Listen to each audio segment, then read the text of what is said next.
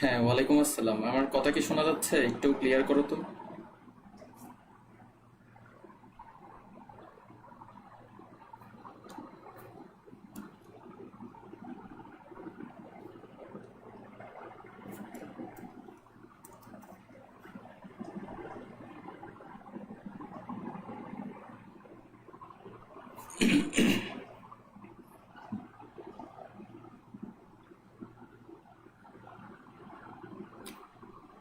আমার কথা কি শোনা যাচ্ছে? একটু ক্লিয়ার করো তো।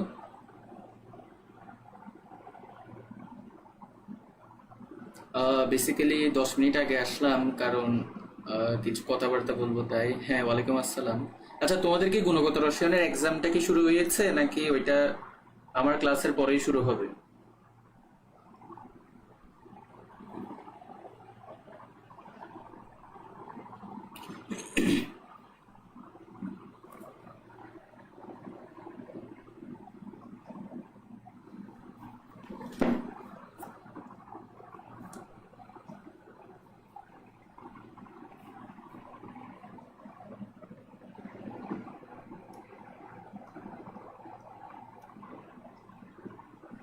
হ্যাঁ, এক্সাম শুরু হয়েছে। জি ভাইয়া, শুরু হয়েছে একটু আগে। আচ্ছা, একটু আগে এক্সাম লিংক দিছে। আচ্ছা, কেউ তো মনে হয় এক্সাম দাও নাই। আচ্ছা, হয়েছে শুরু। আচ্ছা, কেউ তো মনে হয় দাও নাই এক্সাম, তাইলে ক্লাসের পরে দিয়ে দিবা আর কি। এক্সাম তো আর বেশিক্ষণ হবে না, দিয়ে দিও। আর হ্যাঁ, গত পরীক্ষায় একজন টপ করছিল, 18 পেয়েছিল। আর দেখে আজকের পরীক্ষায় কেউ 20-এর উপরে পাও কিনা। আজকের পরীক্ষায় কিন্তু পাবা, যদি যদি বই পড়ে থাকো, আর যদি প্রশ্ন ব্যাংক সলভ করে থাকো, আর যদি একটু মাথা কাটাও, তাহলে কিন্তু পেরে যাবা। আগেই বলেছি, প্রশ্ন একটু ট্রিকি হয়েছে, আর কঠিন সহজ সব মিলিয়েই প্রশ্ন হয়েছে, তো এটা নিয়ে ঘাবড়ানোর দরকার নাই। চেষ্টা করবা, দেখবা যে পারবা। 20-এর উপরে তুলতে পারবা, একটু চেষ্টা করিও। লাইভ তো দেখাচ্ছে না। আচ্ছা, ওইটা মেবি দেখাবে ক্লাস শেষে। একটু দেখিও। আচ্ছা, আমরা এক্স্যাক্ট 9টা বাজে শুরু করব। তার আগে কিছুক্ষণ ওয়েট করি, দেখি আর কয়জন আসে। আর যেটা বলবো সেটা হচ্ছে যে আজকের টপিকগুলো কিন্তু অনেক ইম্পর্টেন্ট। আচ্ছা, এটা একটু পরে বলি, আর কয়েকজন আসুক। আজকে কি কি পড়াবো এটা আগেই বলে দিই, নাইলে আবার দেখা যাবে যে অনেকে 1 ঘন্টার বেশি হলে আর থাকতে চাই না। আচ্ছা, গত ক্লাসে কেউ কিছু বুঝো নাই এমন কেউ আছো, নাকি সবকিছু বুঝছো? আর গত লেকচার কি দেখছো, নোট করছো? লেকচার দেখার পাশাপাশি নোট করে ফেলবা। আর আমি ক্লাসে যা যা মুখে বলবো কিন্তু স্লাইডে লিখবো না, ওইগুলোও কিন্তু নোট করবা।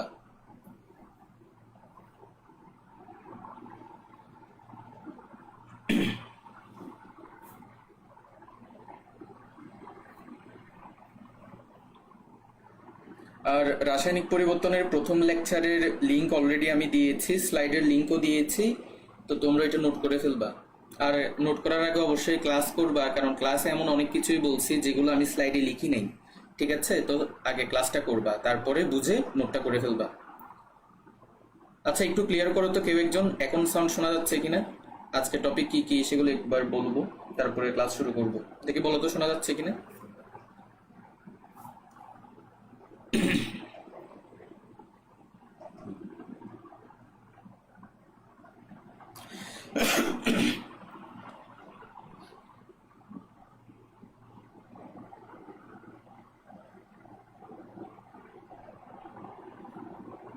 ক্লিয়ার? আচ্ছা।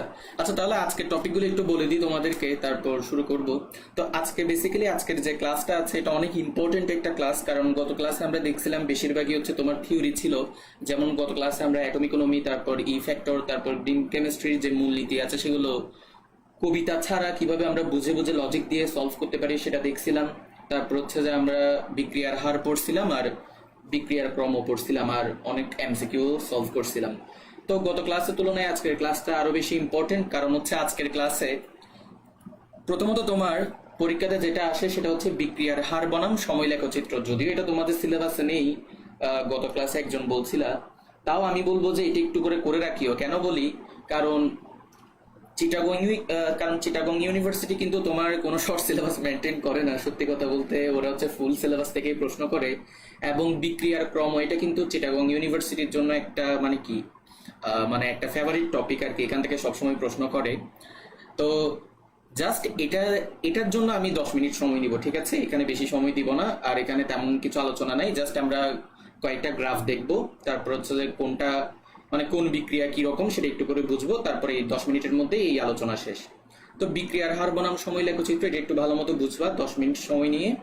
এর পরের টপিকগুলো তোমাদের সিলেবাসে আছে এবং আরো বেশি ইম্পর্টেন্ট। যেমন আমরা ভরক্রিয়ার সূত্র পড়ব, ভরক্রিয়ার সূত্র অ্যাপ্লাই করে কিভাবে আমরা সমীকরণ বের করতে পারি এবং ওই সমীকরণ দিয়ে আমরা আর কি কি করতে পারি। যেমন ভরক্রিয়ার সূত্র অ্যাপ্লাই করে আমরা কিন্তু বিক্রিয়ার হার বের করতে পারি, আবার ওই সমীকরণ থেকে আমরা কিন্তু বিক্রিয়ার ক্রমও বের করতে পারি, ঠিক আছে? অর্থাৎ ওই বিক্রিয়াটা অর্ডার কত ওই বিক্রিয়ার সেটাও বের করতে পারি, তো সেটা দেখবো। এরপরে আমরা এই যে যেটা বললাম আর কি একটু আগে, ভরক্রিয়ার সূত্র প্রয়োগ করে বিক্রিয়ার ক্রম নির্ধারণ, তো এটা দেখব। এরপরে এরপরে হচ্ছে যে আমরা তোমার আরহেনিয়াসের সমীকরণের আগে মূলত আমরা ক্যাপিকেসি তোমার ওইগুলো দেখব, ক্যাপিকেসি দেখব। তারপর হচ্ছে যে ওইগুলোর আরো যে ইম্পর্টেন্ট জিনিসপাতি আছে ওইগুলোও দেখব। তারপর হচ্ছে আমরা আরহেনিয়াসের সমীকরণ দেখব। আরহেনিয়াসের সমীকরণের পর মোস্ট ইম্পর্টেন্ট যে টপিক, যেটা অনেকে মুখস্থ করো বা অনেকের যেটা নিয়ে কনফিউশন থাকে, সেটা হচ্ছে কোনটা ক্যাসি আর কোনটা কিউসি। কিউসি বেশি হলে কি হবে, ক্যাসি বেশি হলে কি হবে। তো এই জিনিসটা আমি ক্লিয়ার করব, যেটা তোমাদের বইতে ক্লিয়ার করা নেই, আবার অনেক জায়গায় এটা নিয়ে আলোচনাও নেই। দেখা যায় যে কি কিউসি বেশি হলে এরকম হবে, কিউসি কম হইলে এরকম হবে, সেরকম কতগুলো মুখস্থ করাই দেয়। তো আমি তোমাদেরকে আজকে এটা দেখিয়ে দিব, মানে আসলে এই জিনিসগুলো আসছে কোথা থেকে, ঠিক আছে? গ্রাফ একে বুঝিয়ে দিব। তো এরপরে আমরা অনেকগুলো এমসিকিউ সলভ করব। এমসিকিউ সলভের পর, আচ্ছা এমসিকিউ সলভের পাশাপাশি আমরা আরো একটা টপিক পড়বো, সেটা হচ্ছে বিক্রিয়ার আণবিকত্ব। কোন বিক্রিয়া কত আণবিক, যেটা সিইউতে বেশিরভাগ সময় এসে থাকে, ওই টপিকটা একটু ক্লিয়ার করব। এরপর আমরা দেখব যেটা মেডিকেলের জন্য ইম্পর্টেন্ট, যেটা ভার্সিটির জন্য ইম্পর্টেন্ট, সব জায়গায় ইম্পর্টেন্ট, সেটা হচ্ছে কি নিচের কোন বিক্রিয়াটি তাপ উৎপাদী বিক্রিয়া, কোন বিক্রিয়াটি তাপহারী বিক্রিয়া। গত ক্লাসে আমি কিন্তু তোমাদেরকে দুইটা তাপ উৎপাদী বিক্রিয়া দেখাইছিলাম, তার পাশাপাশি একটা তাপহারী বিক্রিয়াও দেখাইছিলাম যখন আমরা অ্যাটম ইকোনমি আর ইফেক্টর পড়তেছিলাম আর কি। তো আজকে ওভারঅল তোমার জন্য যতগুলো বিক্রিয়া ইম্পর্টেন্ট সেগুলো আমি বুঝিয়ে দিব। আর ওই যে বললাম না একটা ছন্দ আছে যেটা তোমরা মুখস্থ করো, হাই কালার সাথে মিটা নাই, তো এটা এটা দিয়ে আশা করি আর আজকের পর থেকে আর মুখস্থ করবা না, ওই রকম ভাবে তোমাদেরকে বুঝিয়ে দিব। এরপরে আমরা আরো দুইটা ছোট ছোট টপিক বাট অনেক ইম্পর্টেন্ট, সেই দুইটা টপিক হচ্ছে একটা হচ্ছে অম্লের ক্ষারকত্ব আর একটা হচ্ছে ক্ষারের অম্লত্ব। এগুলো পড়েই শেষ করব। তার মানে বুঝতেছো আজকের যতগুলো টপিক আছে প্রত্যেকটা টপিক থেকে কিন্তু পরীক্ষায় প্রশ্ন আসবেই, ঠিক আছে? এতক্ষণ যা যা বলেছি সেগুলো কি ক্লিয়ার? তো একটাই রিকোয়েস্ট থাকবে, শেষ পর্যন্ত থাকবা। দেখি বলো, আমরা ক্লাস এখন শুরু করব, দেখি বলো শোনা যাচ্ছে কিনা, আর এতক্ষণ যা যা বলছি সেগুলো শোনা গেছিল কিনা। ক্লাসের ওভারভিউ আগেই দিয়ে দিলাম এই কারণেই, কারণ অনেকে দেখা যায় যে চলে যায়, তো আজকের ক্লাস কতটা ইম্পর্টেন্ট সেটা আগেই বলে দিলাম।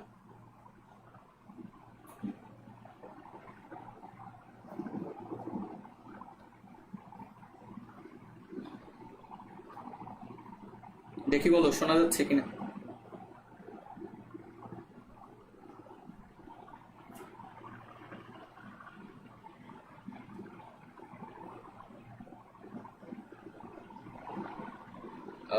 কি হলো, লাইভ কি আটকে গেল নাকি? কমেন্টে দেখা যাচ্ছে না যে।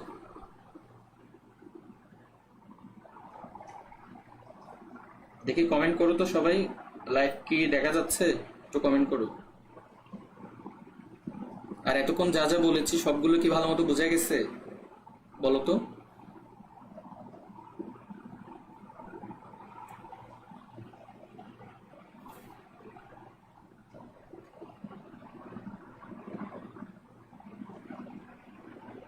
আচ্ছা ঠিক আছে, লাইভ ওকে। তাহলে হ্যাঁ, ওয়ালাইকুম আসসালাম। ঠিক আছে, তাহলে চলো তাহলে আমরা শুরু করি, আমাদের টপিকে প্রবেশ করি। তাহলে দেখো একটু মনোযোগ দাও। তো প্রথম টপিক আমরা 10 মিনিটে শেষ করব, সেটা হচ্ছে কি বিক্রিয়ার হার বনাম সময় লেখচিত্র। অনেক অনেক ইম্পর্টেন্ট একটা টপিক, একটু আগেও বললাম। তো চলো দেখি। তো এর আগে আমরা কিন্তু পড়ছিলাম শূন্যক্রম বিক্রিয়া জিনিসটা কি, ঠিক আছে? একটু করে জাস্ট বলে দিই যারা গত ক্লাস দেখো নাই তাদের জন্য। শূন্যক্রম বিক্রিয়া হচ্ছে বেসিক্যালি আমরা দেখি এখানে বিক্রিয়ার হার যেটা, সেটা হচ্ছে যে কি তোমার ঘনমাত্রার শূন্যঘাতের সমানুপাতিক, অর্থাৎ বিক্রিয়ার হার হবে ঘনমাত্রার শূন্যঘাতের সমানুপাতিক। তাহলে এখান থেকে আমি বলতে পারি আর ইকুয়াল টু কে, ঠিক আছে? কেন? কারণ সমানুপাতিক চিহ্নকে সরানোর জন্য সমান ইন্টু ধ্রুবক দিতে হয়, আর সি টু দি পাওয়ার 0 মানে কি 1। তাহলে এখানে কে কে আমরা কি ধ্রুবক হিসেবে আনছি, আর সি টু দি পাওয়ার 0 এর মান 1 হয়েছে। এখন চিন্তা করো, একটু করে লক্ষ্য করো, তোমার এই যে এখানে আর ইকুয়াল টু কে, তোমার এই যে এখানে আর ইকুয়াল টু কে হয়েছে, এই আর ইকুয়াল টু কে তে এখানে কি কোনো কি ঘনমাত্রা আছে? এখানে কিন্তু কোনো ঘনমাত্রা নেই। এটা কিভাবে পাইছি? আমরা জানি শূন্যক্রম বিক্রিয়া হচ্ছে সেই বিক্রিয়া যে বিক্রিয়ায় বিক্রিয়ার হার ঘনমাত্রার অর্থাৎ বিক্রিয়কের ঘনমাত্রার শূন্যঘাতের সমানুপাতিক। তাহলে আর সমানুপাতিক সি টু দি পাওয়ার 0। এখন সমানুপাতিক চিহ্নকে সরানোর জন্য সমান আর ধ্রুবক আনতে হয়, তো সমান আনছি আর ধ্রুবক হিসেবে আমরা কে কে আনছি। আর আমরা জানি কে কে কে হচ্ছে যে বিক্রিয়ার হার ধ্রুবক, আর সি টু দি পাওয়ার 0 এর মান 1 হয়েছে। তাহলে এখানে কি কোনো ঘনমাত্রা বলে জিনিস আছে? নাই। তার মানে যেহেতু ঘনমাত্রা বলে জিনিস নাই, তাহলে আমরা বলতে পারি শূন্যক্রম বিক্রিয়ার যে বিক্রিয়ার হার সেটা হচ্ছে ঘনমাত্রার উপর ডিপেন্ড করে না। তাহলে তুমি যতই ঘনমাত্রা, মানে তুমি এখানে বলতে গেলে তুমি ঘনমাত্রার উপর যেহেতু ডিপেন্ডই করে না, তাহলে সময় যত যেতে থাকবে দেখা যাবে যে কি বিক্রিয়ার হার চেঞ্জই হচ্ছে না। ধরো আমি তোমাকে গ্রাফ এঁকে দেখাই। ধরো আমরা গ্রাফ আঁকবো এখন। এটা অনেক ইম্পর্টেন্ট, বিভিন্ন জায়গায় পরীক্ষাতে আসে গ্রাফ, তো একটু করে সবাই ভালো মতো বুঝো। দাঁড়াও আমি আগে আঁকাই। তাহলে দেখো, এই যে দেখো আমি এক্স অক্ষ বরাবর নিলাম যে মনে করো সময়কে, আর ওয়াই অক্ষ বরাবর নিলাম যে আমরা বিক্রিয়ার হার আর কে।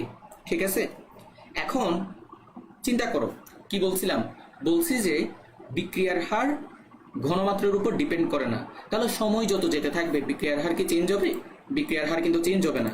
তাহলে বিক্রিয়ার হার যদি চেঞ্জ না হয়, তাহলে ধরো যে বিক্রিয়ার হারকে আমি এই লাল কালি দিয়ে দেখাইছি, তাহলে বিক্রিয়ার হার যদি চেঞ্জ না হয়, তাহলে দেখা যাবে বিক্রিয়ার হার আগে যেরকম আছে এখনো ঠিক সেরকম থাকবে।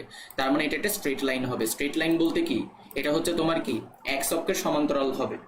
বুঝাতে কি পারছি? এই লাইনে একটু করে লক্ষ্য করো, এই লাইনে যদি লক্ষ্য করো তাহলে দেখবা এই লাইনের ক্ষেত্রে সময়ের মান কিন্তু ভিন্ন ভিন্ন বাড়তেছে সময়, কিন্তু বিক্রিয়ার হার কিন্তু চেঞ্জ হচ্ছে না। বিক্রিয়ার হার সবসময় কিন্তু ফিক্সড আছে। এই গ্রাফটা কি বুঝছো? একটু করে সবাই কমেন্ট করো তো এই গ্রাফটা বুঝছো কিনা। এটা কিন্তু ডিরেক্ট পরীক্ষাতে দেয়, পরীক্ষাতে বিভিন্ন গ্রাফ দিয়ে বলে যে নিচের কোনটা শূন্যক্রম বিক্রিয়ার গ্রাফ। দেখি বলো তো এটা বুঝছো কিনা। জাস্ট মনে রাখবা শূন্যক্রম বিক্রিয়ায় বিক্রিয়ার হার বিক্রিয়কের ঘনমাত্রার উপর ডিপেন্ড করে না। তাই তুমি যতই সময় বাড়াও না কেন বা যত সময় নিয়ে বিক্রিয়া করাও না কেন, দেখবে যে বিক্রিয়ার হার চেঞ্জই হচ্ছে না, ফিক্সড আছে, ধ্রুবক আছে। বুঝছো কিনা বলো।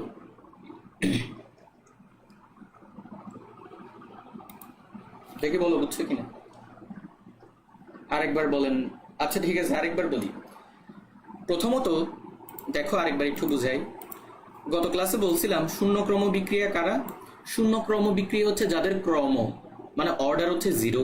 0 মানে কি? অর্থাৎ এই ধরনের বিক্রিয়াতে বিক্রিয়ার যে হার মানে স্মল আর, এটা হচ্ছে সমানুপাতিক হবে কার? বিক্রিয়ার কনসেন্ট্রেশন মানে সি এর 0 ঘাতের সমানুপাতিক, অর্থাৎ বিক্রিয়ার হার ঘনমাত্রার 0 ঘাতের সমানুপাতিক। এখন এখান থেকে আমরা এটা পাই কিভাবে? সমানুপাতিক চিহ্নকে সরানোর জন্য কি করতে হয়? সমান আর ধ্রুবক আনতে হয়। তো ধ্রুবক হিসেবে আমরা কাকে আনছি? কে কে কে। আর হচ্ছে বিক্রিয়ার হার, কে হচ্ছে বিক্রিয়ার হার ধ্রুবক। এখন সি টু দি পাওয়ার 0 মানে কি? 1। তাহলে এখানে R equal to 1, R equal to হচ্ছে কে। এখানে তো তোমার সি টু দি পাওয়ার 0 যেহেতু 1 হবে, ওটা তো আর দেওয়ার দরকার নেই। তাহলে এবার চিন্তা করো, এই যে আর ইকুয়াল টু কে, এখানে কি কোথাও কি তুমি সি দেখতেছো? সি সি কিন্তু নাই। তার মানে বিক্রিয়ার হার এটা কিন্তু ঘনমাত্রার উপর ডিপেন্ড করতেছে না। অর্থাৎ শূন্যক্রম বিক্রিয়ার ক্ষেত্রে বিক্রিয়ার হার বা রেট অফ রিঅ্যাকশন এটা কিন্তু বিক্রিয়কের ঘনমাত্রার উপর ডিপেন্ড করে না।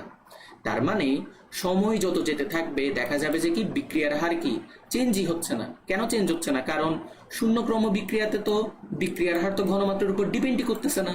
এখন তুমি ঘনমাত্রা বাড়াও বা কমাও, এখানে তো কোনো লাভ হবে না, তাই না? যেহেতু বিক্রিয়ার হার ঘনমাত্রার উপর ডিপেন্ড করে না, তাই সময় যত বাড়তে থাকুক, তুমি বিক্রিয়া যত সময় নিয়ে ঘটাও না কেন, বিক্রিয়কের ঘনমাত্রা যত বাড়াও বা কমাও না কেন, তোমার বিক্রিয়ার হার সবসময় সেম থাকবে, মানে এই এক্স অক্ষের সমান্তরাল। এই যে দেখো এখানে প্রত্যেকটা পয়েন্টে কিন্তু তোমার টি এর মান কিন্তু বাড়তেছে। বাম থেকে ডান দিকে গেলে কিন্তু কি টি এর মান বাড়ে, তাহলে এখানে টি এর মান বাড়তেছে। কিন্তু আর আর কিন্তু একদম ফিক্সড আছে, এটা কিন্তু বাড়তেছেও না কমতেছেও না, একদম ফিক্সড এক্স অক্ষের সমান্তরাল। এবার বলো তো বুঝছো কিনা, বলো বুঝছো কিনা, গ্রাফটা ভালো মতো বুঝছো কিনা বলো। তাহলে আমরা প্রথম ক্রম বিক্রিয়ার গ্রাফে যাব, বলো তো বুঝছো কিনা।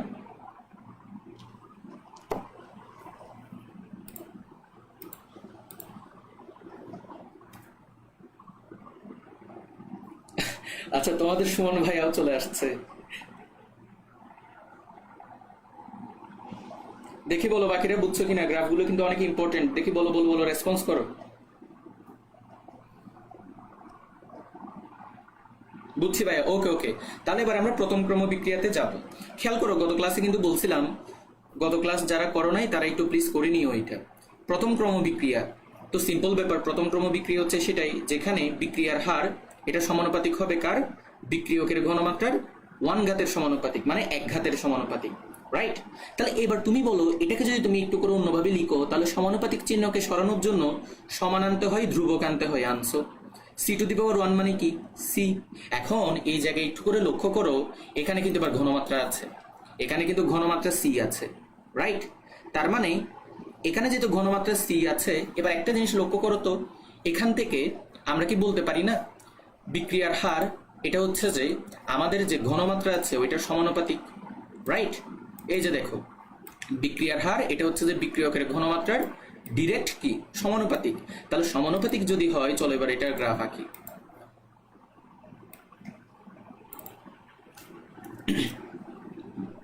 তাহলে এবার যদি এটার গ্রাফ আঁকি, এখন বলো তো সমানুপাতিক সম্পর্ক যদি হয় তাহলে গ্রাফটা কিরকম হবে বলো তো? সমানুপাতিক সম্পর্ক থেকে আমরা কি ধরনের গ্রাফ পাই দেখি, আমি করার আগে কেউ একজন বলো। যদি কোনো একটা সমীকরণ যদি সমানুপাতিক হয়, সমানুপাতিক সম্পর্ক যদি আমরা সেখানে দেখি, তাহলে গ্রাফটা কি রকমের হয় দেখি বলো তো। ধরো যে এখানে আমি বিক্রিয়ার হার আর নিলাম, আর এখানে হচ্ছে সময় নিলাম। দেখি বলো সমানুপাতিক সম্পর্কের জন্য গ্রাফটা কি রকম হওয়া উচিত?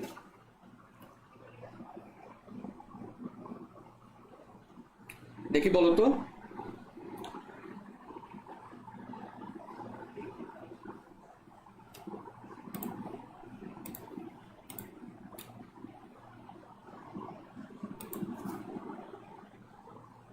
পঁয়তাল্লিশ ডিগ্রি কোণ, হ্যাঁ হ্যাঁ হ্যাঁ 45 ডিগ্রি কোণ। আচ্ছা, মোট কথা আমি কোণ না, তুমি আমাকে জাস্ট এভাবে করে বলো, এটা কি সরল রেখা হবে নাকি তোমার প্যারাবোলা হবে নাকি অন্য কিছু হবে? যেমন উপবৃত্ত, পরাবৃত্ত, অধিবৃত্ত, কোন রকম হবে বলো তো যদি সেটা সমানুপাতিক হয়?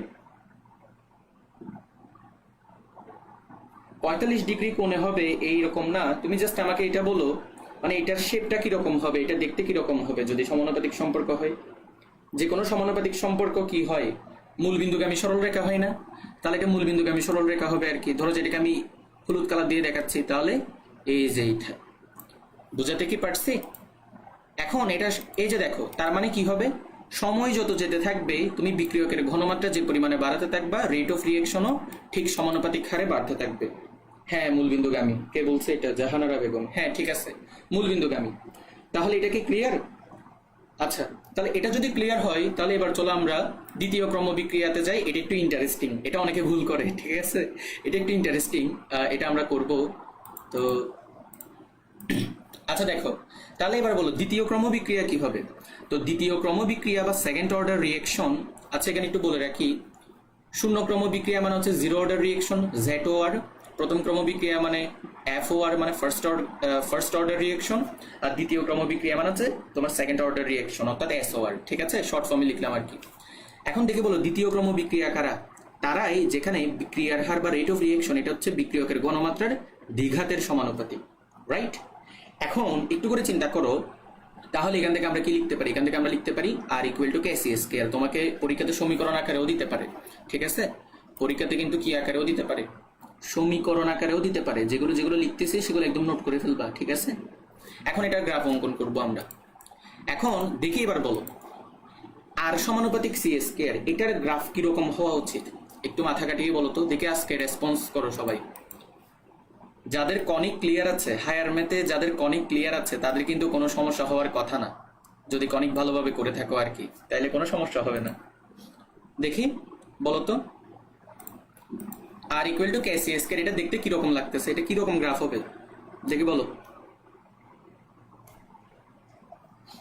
এটা কি হবে? প্যারাবোলা, হাইপারবোলা, নাকি তোমার এলিপস, নাকি হচ্ছে যে তোমার অন্য কিছু? দেখি বলো তো কি রকমের গ্রাফ হবে এটা।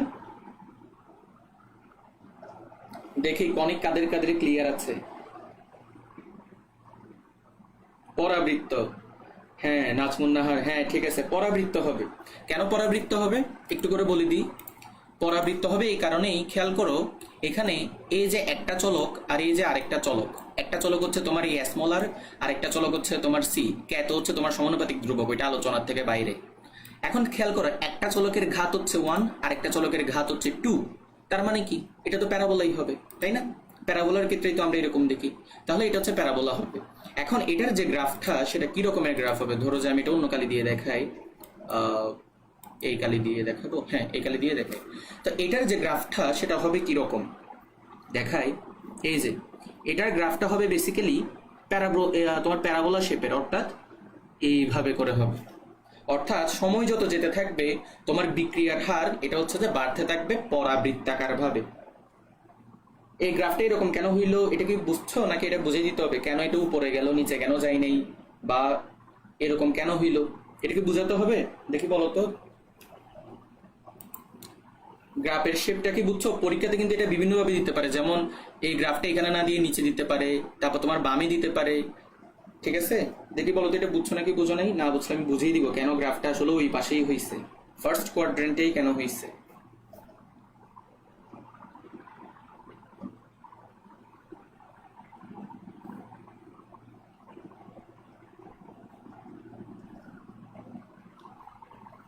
দেখি বলো এটা বুঝছো কিনা, গ্রাফটা কেন এরকম হলো?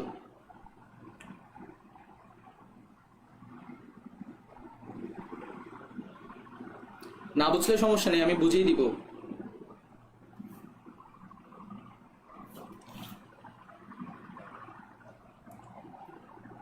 রেসপন্স করো, রেসপন্স করো।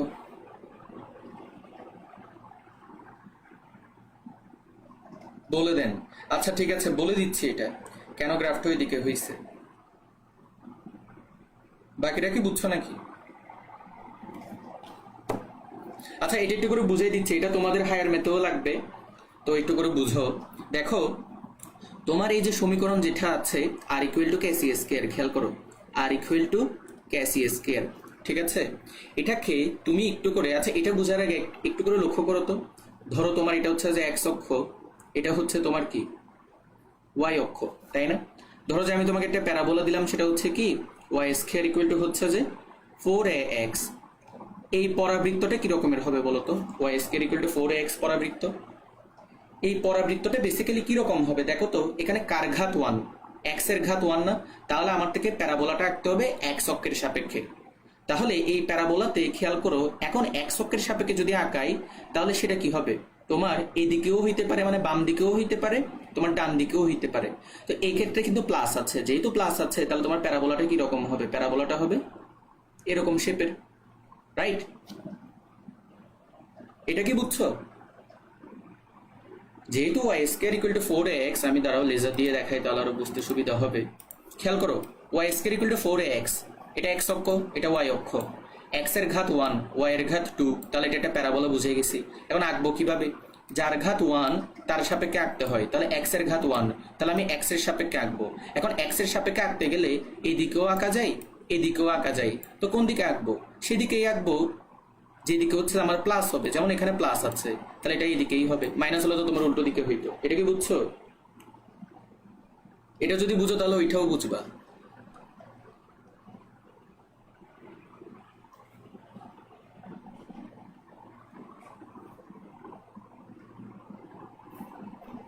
দেখে দেখি রেসপন্স করো, এটা বুঝছো নাকি বুঝো নাই, একটু রেসপন্স করো।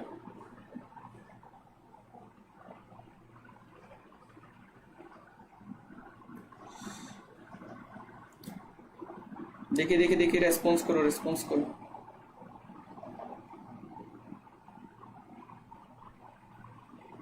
হ্যাঁ জি বুঝছি, ওকে। সেটা যদি বুঝো এখন এটাও বুঝবা, দাঁড়াও এটাও মুছে দিয়ে আগে, এখন এটাও বুঝবা, দাঁড়াও দেখাচ্ছি।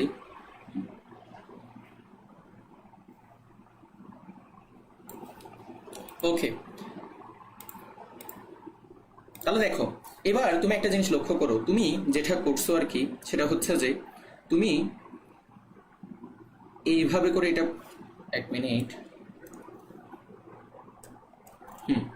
তুমি এইভাবে একটু বাঁকা হচ্ছে, আচ্ছা দেখো, ধরো যে তুমি এদিকে কি আর নিছো, ঠিক আছে? এখন চিন্তা করো এদিকে হচ্ছে তোমার সময়, রাইট? এখন তুমি এদিকে তুমি কি ধরো, এই যে দেখো আর ইকুয়াল টু হচ্ছে তোমার কে সি স্কয়ার। এখন এটা কিন্তু প্লাস অবস্থায় আছে, রাইট?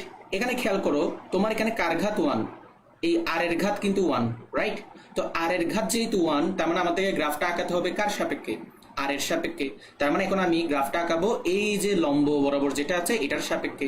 এখন এটার সাপেক্ষে যদি আঁকাতে যাই তাহলে গ্রাফটা তো উপরেও হয় নিচেও হয়। অবশ্যই আমি উপরে আঁকাবো। কেন উপরে আঁকাবো? কারণ আমার এখানে প্লাস আছে, তাহলে গ্রাফটা আমার কি রকম হবে? এরকম হওয়ার কথা। অর্থাৎ গ্রাফটা আমার এরকমের হবে। কোন রকমের? এখান থেকে এদিকে যাবে, এখান থেকে এদিকে যাবে, রাইট? কিন্তু এখানে একটা ঝামেলা আছে। ঝামেলা কোথায় আছে সেটা বলি। একটা জিনিস লক্ষ্য করো, তুমি যে গ্রাফটা যে আঁকাইছো তুমি এক অক্ষ বরাবর কি নিছো? সময় নিছো। এখন বাম সাইডে লক্ষ্য করো, তোমার মাঝখানে হচ্ছে মূল বিন্দু, এ পাশে সবগুলো পজিটিভ ভ্যালু, এ পাশে হচ্ছে নেগেটিভ ভ্যালু। তাহলে এই পাশে যে নেগেটিভ ভ্যালু, তাহলে সময় কি কখনো নেগেটিভ হইতে পারে? সময় তো কখনো তো তোমার নেগেটিভ হইতে পারে না। তাহলে যেহেতু সময় নেগেটিভ হইতে পারে না, তার মানে এই পাশেরটা হবে না। এই পাশে যেটা তুমি করছো এটা হবে না, কারণ এটা যদি তুমি আঁকো তার মানে বুঝাবে যে সময় নেগেটিভ। এখন সময় তো নেগেটিভ হইতে পারে না। এখন কি বোঝা গেছে গ্রাফটা কেন এরকম হয়েছে? দেখি বলো তো, বুঝছো কিনা?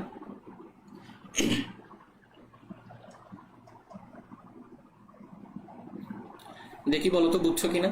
বুঝলে আমি এরপরের আলোচনাতে যাব। দেখি বলো।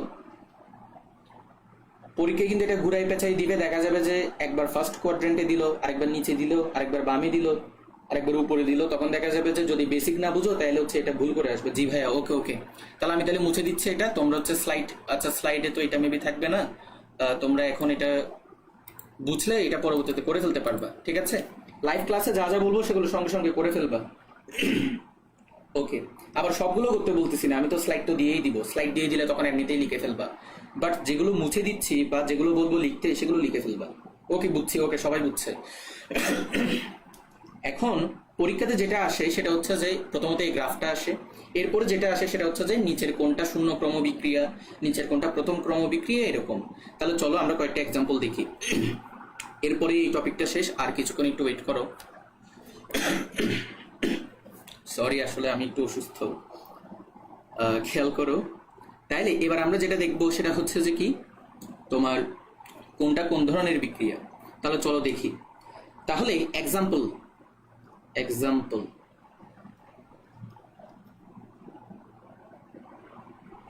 তো মনে রাখবা যেগুলো শূন্য ক্রম বিক্রিয়া হয় সেগুলো হচ্ছে কোনো না কোনো শর্ত মেনে হয়। কি মেনে হয়? শর্ত মেনে। যেমন তোমাকে আমি একটা এক্সাম্পল দিই। যেমন ধরো, এটা তো সবাই জানো, হাইড্রোজেন আর ক্লোরিন গ্যাস এই দুইটা মিলিত হয়ে কি তৈরি করে? Hydrogen chloride. যদি সমতাকরণ করি তাহলে এখানে 2 আসবে। তাহলে এই যে হাইড্রোজেন আর ক্লোরিন গ্যাস মিলিত হয়ে হাইড্রোজেন ক্লোরাইড উৎপন্ন করতেছে, এটা কিন্তু তোমার মানে কি এত সহজে হয় না। এখানে কিন্তু কি লাগে? আচ্ছা, এটা অন্য কালি দিয়ে দেখাই। এখানে কিন্তু কি লাগে? এখানে কিন্তু তোমার সূর্যালোকের উপস্থিতি লাগে, ঠিক আছে? অর্থাৎ এখানে কিন্তু ইউভি রে লাগে। ইউভি মানে কি? আলট্রাভায়োলেট রে। আলট্রাভায়োলেট রে মানে কি? অতিবেগুনি রশ্মি। অর্থাৎ সূর্যের ইউভি রে এর উপস্থিতিতে কিন্তু এই বিক্রিয়াটা ঘটে। তার মানে হাইড্রোজেন আর ক্লোরিনের যুক্ত হওয়ার জন্য তোমার এখানে ইউভি রে লাগতেছে। তার মানে ইউভি রে যদি তুমি না দিতা তাহলে এই বিক্রিয়াটা ঘটতোই না। তাহলে এই বিক্রিয়াটা ঘটার জন্য ইউভি রে হচ্ছে একটা শর্ত। তাহলে যেহেতু এটা একটা শর্ত সাপেক্ষ বিক্রিয়া, তাই এটা হচ্ছে তোমার শূন্য ক্রম বিক্রিয়া হবে। আরেকটা দেখাই। ধরো গোল্ড, AU। এই যে গোল্ড, এই গোল্ডের উপর যদি তুমি হাইড্রোজেন আয়োডাইডের বিয়োজন ঘটাও, গোল্ডের উপর হাইড্রোজেন আয়োডাইডের বিয়োজন, এক মিনিট, গোল্ডের উপর তুমি কিসের বিয়োজন ঘটাচ্ছ? হাইড্রোজেন আয়োডাইডের, হাইড্রোজেন আয়োডাইডের বিয়োজন। তাহলে দেখো এই যে হাইড্রোজেন আয়োডাইডের বিয়োজনের জন্য তুমি যে গোল্ড ব্যবহার করতেছো, তার মানে কি হাইড্রোজেন আয়োডাইডের বিক্রিয়াটা বা বিয়োজন বিক্রিয়াটা তোমার কার উপর ডিপেন্ড করতেছে? গোল্ডের উপর। তার মানে এটা হচ্ছে একটা ডিপেন্ডেন্ট রিঅ্যাকশন, মানে নির্ভরশীল বিক্রিয়া বা শর্ত মেনে হচ্ছে। তার মানে এটাও তোমার কি শূন্যক্রম বিক্রিয়া হবে। দেখি বলো তো শূন্যক্রম বিক্রিয়া বুঝছো কিনা? জাস্ট এই দুইটা মনে রাখলেই হবে, এখানে আর কিছু লাগবে না। এখন আমরা প্রথম ক্রম বিক্রিয়াতে যাই। তো প্রথম ক্রম বিক্রিয়াতে যদি যাই আমরা, তাহলে দেখি টপিকটা শেষ করব, এটা দিয়ে শেষ করব টপিক। তাহলে দেখো প্রথম ক্রম বিক্রিয়া কারা? মনে রাখবা যে সকল বিক্রিয়া বিয়োজন, বিয়োজন, ঠিক আছে? বিয়োজন, বিয়োজন বিক্রিয়াগুলো সাধারণত তোমার কি হয়, প্রথম ক্রম বিক্রিয়া হয়। তবে এখানে কিছু কথা আছে, সবগুলো বিয়োজন বিক্রিয়া কিন্তু তোমার প্রথম ক্রম বিক্রিয়া হবে না। জাস্ট কিছু কিছু বিয়োজন বিক্রিয়া আছে যেগুলো তোমার প্রথম ক্রম বিক্রিয়া হয়, এবং সেগুলো মনে রাখলেই হবে। যেমন তোমার একটা হচ্ছে যে ডাইনাইট্রোজেন পেন্টাঅক্সাইড অর্থাৎ N2O5 এর বিয়োজন। তাহলে এটার বিয়োজন হচ্ছে, বিয়োজন মানে কি, প্রথম ক্রম বিক্রিয়া। ঠিক আছে, তাহলে এটা মনে রাখবা। আরেকটা হচ্ছে তোমার তেজস্ক্রিয় মৌলের বিয়োজন। তেজস্ক্রিয় মৌলের বিয়োজন, এগুলো কিন্তু পরীক্ষাতে আসে, তাই এগুলো একটু লিখে দিচ্ছি। তেজস্ক্রিয় মৌলের বিয়োজন, তেজস্ক্রিয় মৌলের বিয়োজন। তাহলে এই বিয়োজন বিক্রিয়াগুলো তোমার কি হয়, প্রথম ক্রম বিক্রিয়া হয়। জাস্ট এগুলো মনে রাখলে হবে। ঠিক আছে। দ্বিতীয় ক্রম বিক্রিয়া, দ্বিতীয় ক্রম বিক্রিয়া কোনগুলো এটা মনে রাখার দরকার নেই। কেন দরকার নেই বলি, তুমি যদি শূন্য ক্রম বিক্রিয়া আর প্রথম ক্রম বিক্রিয়া যদি বুঝে থাকো, বা কোনটা কোন ধরনের বিক্রিয়া এটা যদি জানা থাকে, তাহলে তোমার দ্বিতীয় ক্রম বিক্রিয়া মনে না রাখলেও চলবে, যেহেতু তুমি MCQ পরীক্ষা দিবা। ঠিক আছে, তাহলে আমাদের এই টপিকটা শেষ। দেখি বলো বুঝছো কিনা। এই টপিকটা অনেক বেশি ইম্পর্টেন্ট, বেসিক্যালি যারা CU টার্গেট করছো বা পরীক্ষা দিবা, এটা অনেক বেশি ইম্পর্টেন্ট। দেখি বলো, এটা যদি ক্লিয়ার হয় তাহলে আমরা পরবর্তী টপিকগুলোতে যাব, যেগুলো তোমাদের সিলেবাসে আছে, যেগুলো থেকে পরীক্ষাতে প্রচুর পরিমাণে প্রশ্ন হয়। সবাই একটু কমেন্ট করো, সবাই শোনা যাচ্ছে কিনা, আর এতটুকু বোঝা গেছে কিনা, গ্রাফগুলো বুঝছো কিনা, আর এতক্ষণ যা যা বললাম সেগুলো বুঝছো কিনা।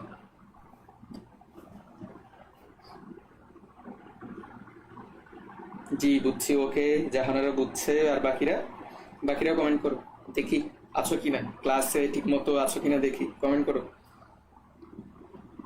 জি বুঝছি, ওকে, নাবিলা বুঝছে, তারপর বাকিরা, ওকে, তানিশান জুম বুঝছে, ওকে, সবাই যদি বুঝে থাকো, ওকে, স্বর্ণা বুঝছে, আচ্ছা ঠিক আছে, তাহলে সবাই যদি বুঝো তাহলে এবার, ওকে, সাফিও বুঝছো, ওকে, সবাই বুঝছো, তাহলে এবার আমরা পরবর্তী টপিকে প্রসিড করি। এই তো আরাফাত করিমও বুঝছে। ওকে, তাহলে এবার দেখো, ভর ক্রিয়ার সূত্র অনেক ইম্পর্টেন্ট একটা টপিক, যেটা থেকে আমরা MCQ সলভ করবো একটু পরে, দেখে আজকে করতে পারি কিনা। সাব্বির হোসেনও বুঝছে, ওকে। তাহলে দেখো, ভর ক্রিয়ার সূত্র, প্রথমত এখান থেকে একটা থিওরি একটু মনে রাখো, সেটা হচ্ছে ভর ক্রিয়ার সূত্র, এটা আবিষ্কার করেন কে? তো মনে রাখবা দুইজন বিজ্ঞানী, একজনের নাম হচ্ছে গুল্টবার্গ, একজনের নাম হচ্ছে গুল্টবার্গ। পরীক্ষাতে এখান থেকে একবার তোমার কি প্রশ্ন আসছিল, গুল্টবার্গ। আরেকজন হচ্ছে যে, এখন এটা নিয়ে একটু কাহিনী আছে বলি, এই যে WAGE, এটার আসলে তুমি যদি বইতে যদি উচ্চারণ দেখো, তাহলে এটার উচ্চারণ হচ্ছে ভাগে। কিন্তু আমি দেখছি একটা ইউনিভার্সিটিতে এটা আসছিল, ভর ক্রিয়ার সূত্র কে আবিষ্কার করেন, ওইখানে লেখা ছিল গুল্টবার্গ ও ওয়েজ। তা আসলে কিন্তু ওটা ওয়েজ হবে না, ওইটা কিন্তু তোমাদের বইতেই আছে, এটা হচ্ছে ভাগে, উচ্চারণটা হচ্ছে ভাগে। ঠিক আছে, তো তাহলে এটা মনে রাখবো, ভর ক্রিয়ার সূত্র কে কে আবিষ্কার করেন, দুইজন বিজ্ঞানী, গুল্টবার্গ ও ভাগে। ঠিক আছে, ওকে। এখন দেখো কি বললো, কোন রাসায়নিক বিক্রিয়ার হার, তার মানে রেট অফ রিয়েকশন। এই যে দেখো, কোন একটা রাসায়নিক বিক্রিয়ার হার মানে রেট অফ রিয়েকশন আর, এটা হচ্ছে ওই বিক্রিয়ায় উপস্থিত বিক্রিয়ক সমূহের যথোপযুক্ত ঘাত সহ, বিক্রিয়ক সমূহের যথোপযুক্ত ঘাত সহ সক্রিয় ভরের সমানুপাতিক হয়। এই টার্মগুলো মনে রাখতে হবে। তাহলে কোন একটা রাসায়নিক বিক্রিয়ার হার, সেটা হচ্ছে যে ওই বিক্রিয়ায় যতগুলো বিক্রিয়ক থাকবে, ওই বিক্রিয়কগুলোর যথোপযুক্ত ঘাত সহ সক্রিয় ভরের সমানুপাতিক হবে। এখন এই ঘাত, এটা আসবে কোথা থেকে? এই ঘাত বেসিক্যালি আসবে মূল সংখ্যা থেকে। ঠিক আছে, এই ঘাত আসবে কোথা থেকে? মূল সংখ্যা থেকে। অর্থাৎ যত মূল বিক্রিয়ক বিক্রিয়া করবে, ওই মূল সংখ্যাটা তোমার কোথায় চলে যাবে? ঘাতে কনভার্ট হবে। একটু পরে দেখাচ্ছি। এখন আসি, তার আগে একটা টপিক পড়বো, সেটা হচ্ছে সক্রিয় ভর জিনিসটা কি। তো দেখি সক্রিয় ভর জিনিসটা কি। তাহলে সক্রিয় ভর, তো মনে রাখবা, সক্রিয় ভর বলতে মূলত দুইটা জিনিসকে বোঝায়। একটা হচ্ছে তোমার মোলার ঘনমাত্রা, যেটা তোমরা অলরেডি জানো, যেটা তোমরা অলরেডি বিভিন্ন জায়গায় পড়ছো, এই মোলার ঘনমাত্রা বিভিন্ন জায়গায় আছে। তারপরে হচ্ছে আরেকটা তোমার আংশিক চাপ। ঠিক আছে, তাহলে একটা হচ্ছে মোলার ঘনমাত্রা, আরেকটা হচ্ছে তোমার আংশিক চাপ। এখন দেখো, এই যে মোলার ঘনমাত্রা আর আংশিক চাপ, মোলার ঘনমাত্রা কি তোমরা অলরেডি সবাই জানো, এটার সূত্র হচ্ছে S = N / V, অর্থাৎ প্রতি লিটার দ্রবণে যত মোল দ্রব দ্রবীভূত থাকে, সেটাই হচ্ছে ওই দ্রবণের মোলার ঘনমাত্রা। তাহলে এটার যে এককটাও তোমরা জানো, একক দুই রকমের হতে পারে, মোল পার লিটার, অথবা এটাকে তুমি অন্যভাবেও লিখতে পারো, মোলার M দিয়ে। ঠিক আছে, এটা সবাই জানো। আংশিক চাপ জিনিসটা কি? তো মনে রাখবা, আংশিক চাপের একটা সূত্র আছে। সূত্রটা হচ্ছে যে, আংশিক চাপ মানে হচ্ছে যে মোট চাপ ইনটু মোল ভগ্নাংশ। মূল ভগ্নাংশ জিনিসটা কি বুঝিয়ে দিচ্ছি, ঠিক আছে? এখন এই যে মূল ভগ্নাংশ, এই মূল ভগ্নাংশ মানে কি? এই মূল ভগ্নাংশ মানে হচ্ছে নিজের মোল ডিভাইডেড বাই বিক্রিয়ায় উপস্থিত টোটাল মোল। একটু পরে বুঝাই দিচ্ছি, আগে এগুলো বুঝো। তাহলে নিজের মোল ডিভাইডেড বাই বিক্রিয়াতে যত মোল আছে তত মোল, মোট মোল, ঠিক আছে? এখন এই মূল ভগ্নাংশ নিয়ে একটু করে আলোচনা করি সংক্ষেপে। ধরো যে হ্যাঁ, ধরো যে তোমাকে একটা পাত্র দিলাম, ঠিক আছে? এটা হচ্ছে একটা পাত্র, ঠিক আছে? এখন এই যে এটা একটা পাত্র, এখন এই যে পাত্রটা তোমাকে দিলাম, ধরে নাও যে এই পাত্রতে তোমার এগুলো হচ্ছে যে তোমার নাইট্রোজেন। ধরো যে এই যে একটা, দুইটা, তিনটা, চারটা, পাঁচটা, ছয়টা। তো এখানে এই যে তোমার এগুলো হচ্ছে কি নাইট্রোজেন। এরপর তুমি ধরো এখানের মধ্যে তুমি নিলা কি, ধরো যে তুমি এখানের মধ্যে নিলা হাইড্রোজেন। ধরো যে এগুলো হচ্ছে তোমার কি, এগুলো হচ্ছে তোমার হাইড্রোজেন, ধরো আরেকটা দিই, ঠিক আছে? এখন আমি তোমাকে বললাম যে মূল ভগ্নাংশ বের করো, ঠিক আছে? এখন মূল ভগ্নাংশ কি রকম হবে? তো দেখো, মূল ভগ্নাংশকে আমরা মূলত এক্স দ্বারা প্রকাশ করি। তো আমি যদি তোমাকে বলি নাইট্রোজেনের মূল ভগ্নাংশ নির্ণয় করো, তাহলে কি রকম হবে? মূল ভগ্নাংশ মানে কি নিজের মোল ডিভাইডেড বাই টোটাল মোল। তাহলে এই যে বিক্রিয়া পাত্র আছে, এখানে এখানে তোমার নাইট্রোজেন কত মোল আছে? একটা, দুইটা, তিনটা, চারটা, পাঁচটা, ছয়টা। তাহলে হচ্ছে তোমার 6 হবে। আর টোটাল মোল কত? 6, 7, 8, 9। তাহলে 6/9। 6/9কে আমরা লিখতে পারি, তুমি 3 দিয়ে দেখো, তাহলে হচ্ছে কি 2/3, ঠিক আছে? একইভাবে তোমাকে যদি আমি বলি হাইড্রোজেনের মূল ভগ্নাংশ কত, তাহলে কি হবে? হাইড্রোজেন আছে 3 মোল, 3 দিলা, আর টোটাল মোল কত? 9। তাহলে তোমার আসবে কত এখানে? 1/3। দেখে বলো তো এতটুকু বুঝছো কিনা? সক্রিয় ভর বলতে বেসিক্যালি দুইটা জিনিসকে বোঝায়, একটা হচ্ছে মোলার ঘনমাত্রা আর একটা হচ্ছে তোমার আংশিক চাপ। আর আংশিক চাপ মানে হচ্ছে মোট চাপ ইন্টু মোল ভগ্নাংশ, আর মোল ভগ্নাংশ মানে হচ্ছে নিজের মোল ডিভাইডেড বাই টোটাল মোল। এতটুকু কি বুঝছো? দেখে একটু ক্লিয়ার করো সবাই। এতটুকু বুঝলে আমরা এর পরের টপিকে যাব।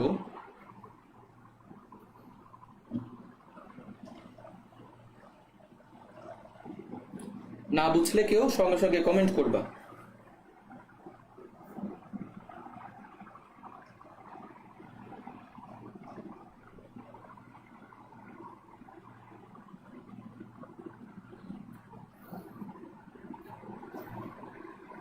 বুঝছো? তাহলে কি আমি পরবর্তী স্লাইডে যাব?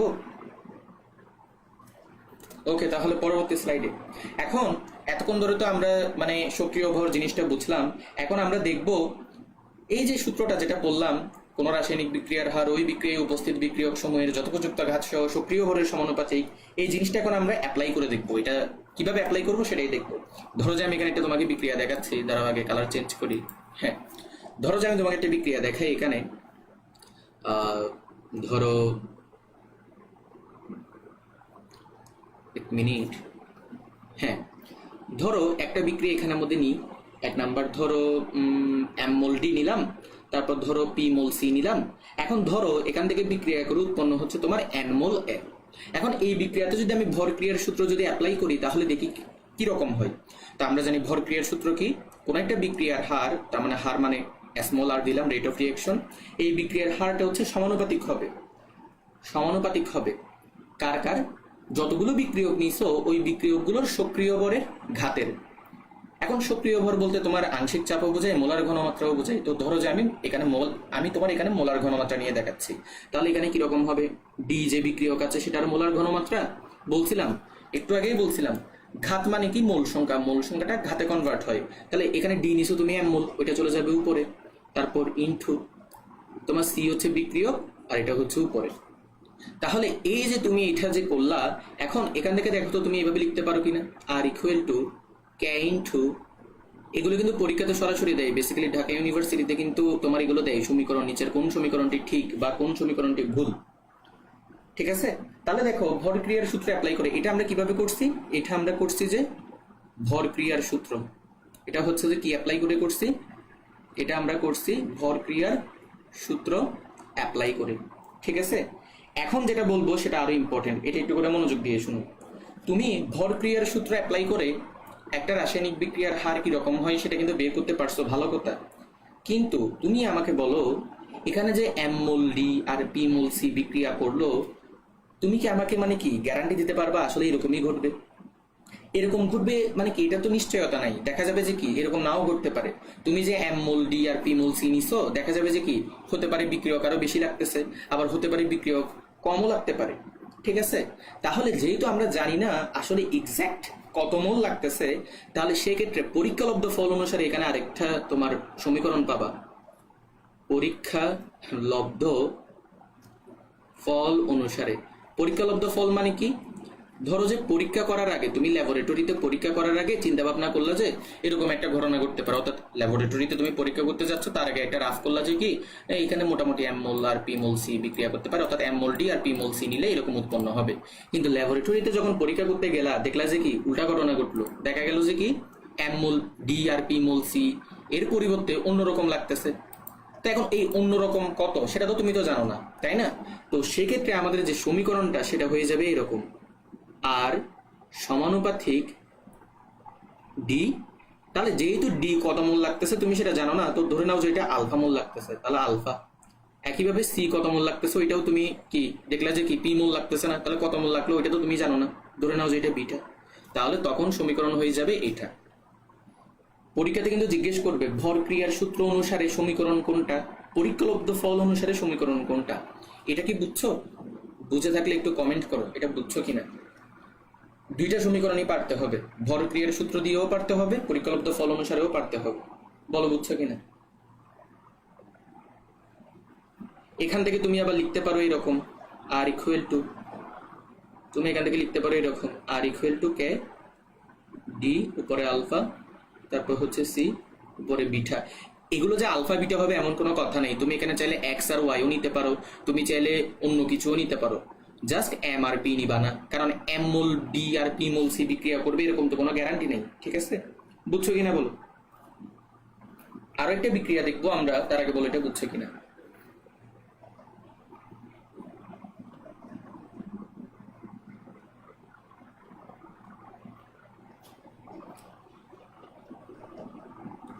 সবাই বুঝছো কিনা একটু বলো, আমরা আরেকটা বিক্রিয়া দেখবো।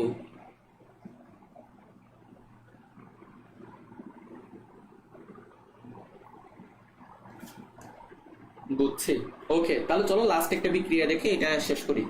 ধরো যে তুমি ডাইনাইট্রোজেন পেন্টঅক্সাইড, একটু আগে বলছিলাম না ডাইনাইট্রোজেন পেন্টঅক্সাইডের বিয়োজন হচ্ছে প্রথম ক্রম বিক্রিয়া।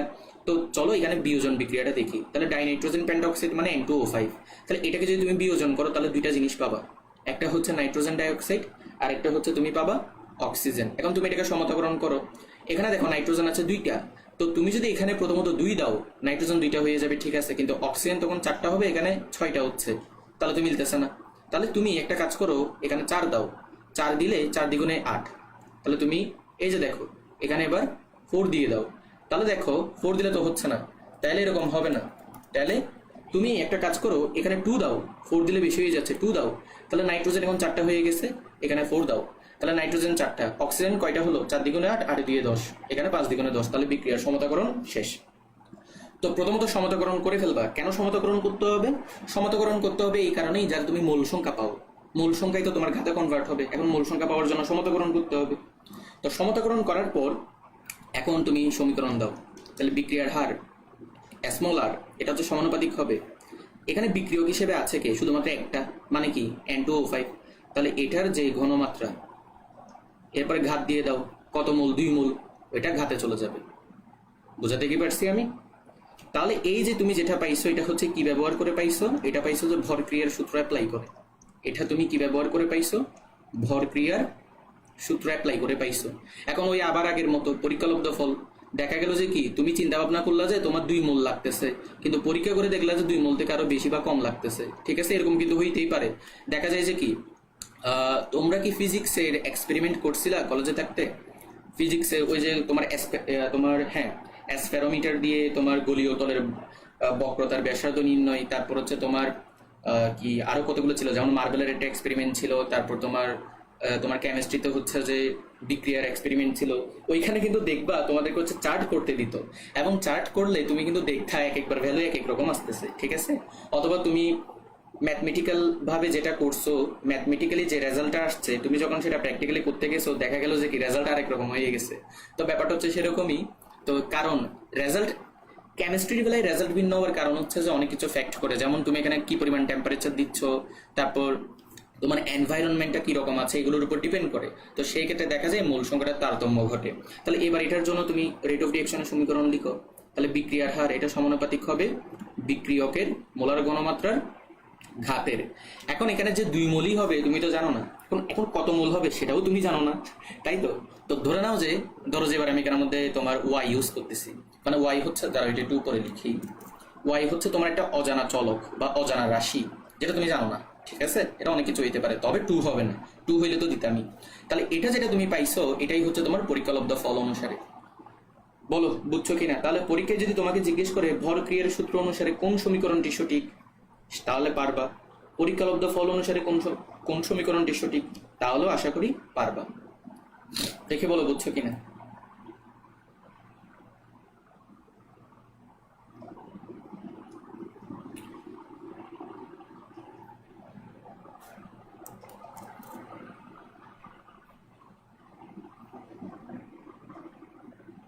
বুঝছো? সবাই কমেন্ট করো, যারা যারা আছো সবাই কমেন্ট করো। বুঝলে সবাই বলো বুঝছি, না বুঝলে বলো বুঝি না। হ্যাঁ জাহানারা বেগম বুঝছি, তারপর বাকিরা কমেন্ট করো। শোনো, মনে যদি কোনো প্রশ্ন দেখো ওই প্রশ্নটা করে ফেলবা, অ্যাটলিস্ট কোনো প্রশ্ন মনে রেখে যাবা না, যত প্রশ্ন আছে করে যাবা। জি বুঝছি, ওকে। নাজমুন নাহার বুঝছে।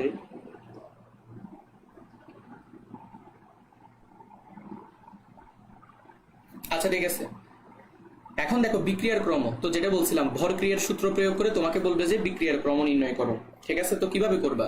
তো মনে রাখবা এই যে বিক্রিয়ার ক্রম এটাকে এন দ্বারা প্রকাশ করা হয়, এবং এটা হচ্ছে যে ঘাতসমূহের সমষ্টি। দেখাচ্ছি একটু পরে ঘাতসমূহের সমষ্টি। দেখি আমি একটা দেখাই দিব, বাকিগুলো তোমরা অ্যান্সার দিবা। অ্যাক্টিভ হও, আমি একটা দেখাই দিব, বাকিগুলো তোমরা অ্যান্সার দিবা। তাহলে মনে রাখবা যে কি বলতো, এটা আমি দাঁড়াও এটা ইয়া করে দিই, আমি একটা করাই দিব, বাকিগুলো তোমরা অ্যান্সার দিবা। ভাইয়া তাহলে পরীক্ষালব্ধ ফল অনুসারে ঘাতের মান ইচ্ছে অনুযায়ী নিব? ইচ্ছে অনুযায়ী বলতে হচ্ছে যে তুমি যে কোনো চলক নিবা। এখন তোমার থেকে তো এটা তো নিতে হবে না, তোমাকে তো পরীক্ষায় অপশন দিবে। যেমন এরকম একটা এমসিকিউ আমি করাবো, ঠিক আছে। এটা ঢাকা ইউনিভার্সিটিতে আসছিল, দাঁড়াও তোমাদেরকে দেখাই। এটা এই যে দেখো, এই যে দেখো, দাঁড়াও আমি লেজার দিয়ে দেখাচ্ছি। এরকম একটা এমসিকিউ আমি রাখছি যাতে তোমাদের কনফিউশন ক্লিয়ার হয়। এই যে দেখো একটা বিক্রিয়া দিচ্ছে, তোমার একটা হার নির্ণয় করতে বলছে। এই যে দেখো ওরা বলেই দিছে চলক। তো চলক কি হবে ওইটা নিয়ে তোমার টেনশন করার দরকার নাই, ওইটা সমীকরণ দেখেই অপশন দেখেই তুমি বুঝবা। তো আশা করি তোমার প্রশ্নের উত্তর পাইছো তুমি। তাহলে দেখো, তাহলে ভর ক্রিয়ার সূত্র প্রয়োগ করে তুমি যদি বিক্রিয়ার ক্রম নির্ণয় করো, তাহলে মনে রাখবা যে এটা বিক্রিয়ার ক্রম n ইকুয়াল টু হচ্ছে যে কি ঘাতসমূহের সমষ্টি। এখন চলো তোমাকে দেখেই প্রশ্ন করি, তার আগে আমি এটা করাই দিই। ধরো যে একটা বিক্রিয়া দিলাম এরকম, ধরো আর ইকুয়াল টু, ধরো একটা সমীকরণ হচ্ছে চলক সহ শুধু একটা থাকবে। তাহলে হ্যাঁ তোমার 2 নম্বরে শুধু একটা তোমার ইয়ে আছে আর কি। কি তুমি কি প্রশ্নের কথা বলতেছো?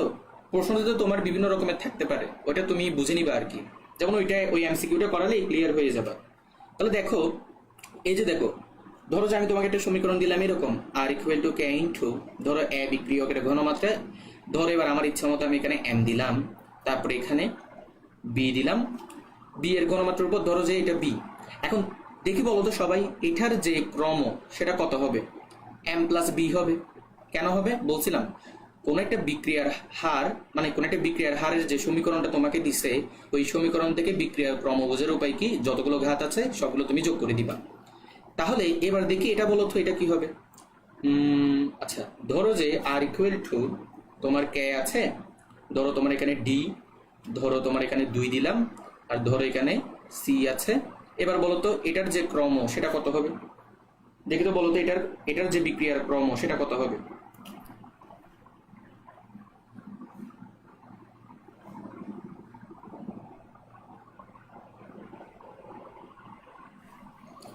দেখি কে আগে অ্যান্সার করতে পারে। এই বিক্রিয়ার ক্রম কত হবে? 3 হবে, স্বাভাবিক। এখানে আছে 2, এখানে কোনো কিছু নাই মানে কি, আসলে আছে 1 আছে। তাহলে তোমার এখানে 2 + 1 হবে, আর 2 + 1 মিলে হচ্ছে 3 হবে, রাইট? এখন আরেক রকমের, এই না না না না না, জাহানারা বেগম ভুল করছে, 2 না তো। আচ্ছা এটা আমি এখানে একটু করে লিখে দিচ্ছি। তোমার এখানে কিন্তু ওয়ান আছে, এই যে দেখো সি এর উপর কি মনে মনে কি তোমার ওয়ান আছে না, ওয়ান আছে তো, ঘাত হিসেবে ওয়ান আছে,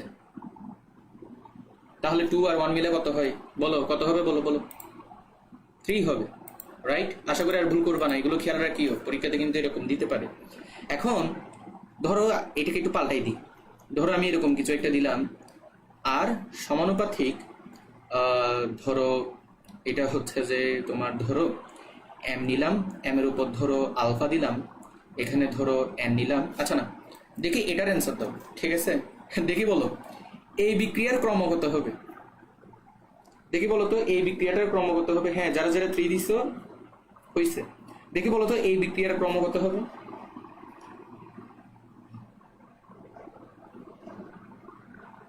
আলফা হবে, ভেরি গুড। তাহলে আশা করি এই টপিকে আর তোমাদের কোনো ঝামেলা নাই, আশা করি এখান থেকে যতগুলো এমসিকিউ দিবে সবগুলোরই কি ভালো মতো অ্যান্সার করতে পারবা, ঠিক আছে? তাহলে আমাদের মূলত রাসায়নিক বিক্রিয়া থেকে এতটুকু জানা ছিল, এগুলো আমরা জানছি। হ্যাঁ, আলফা হবে, ওকে।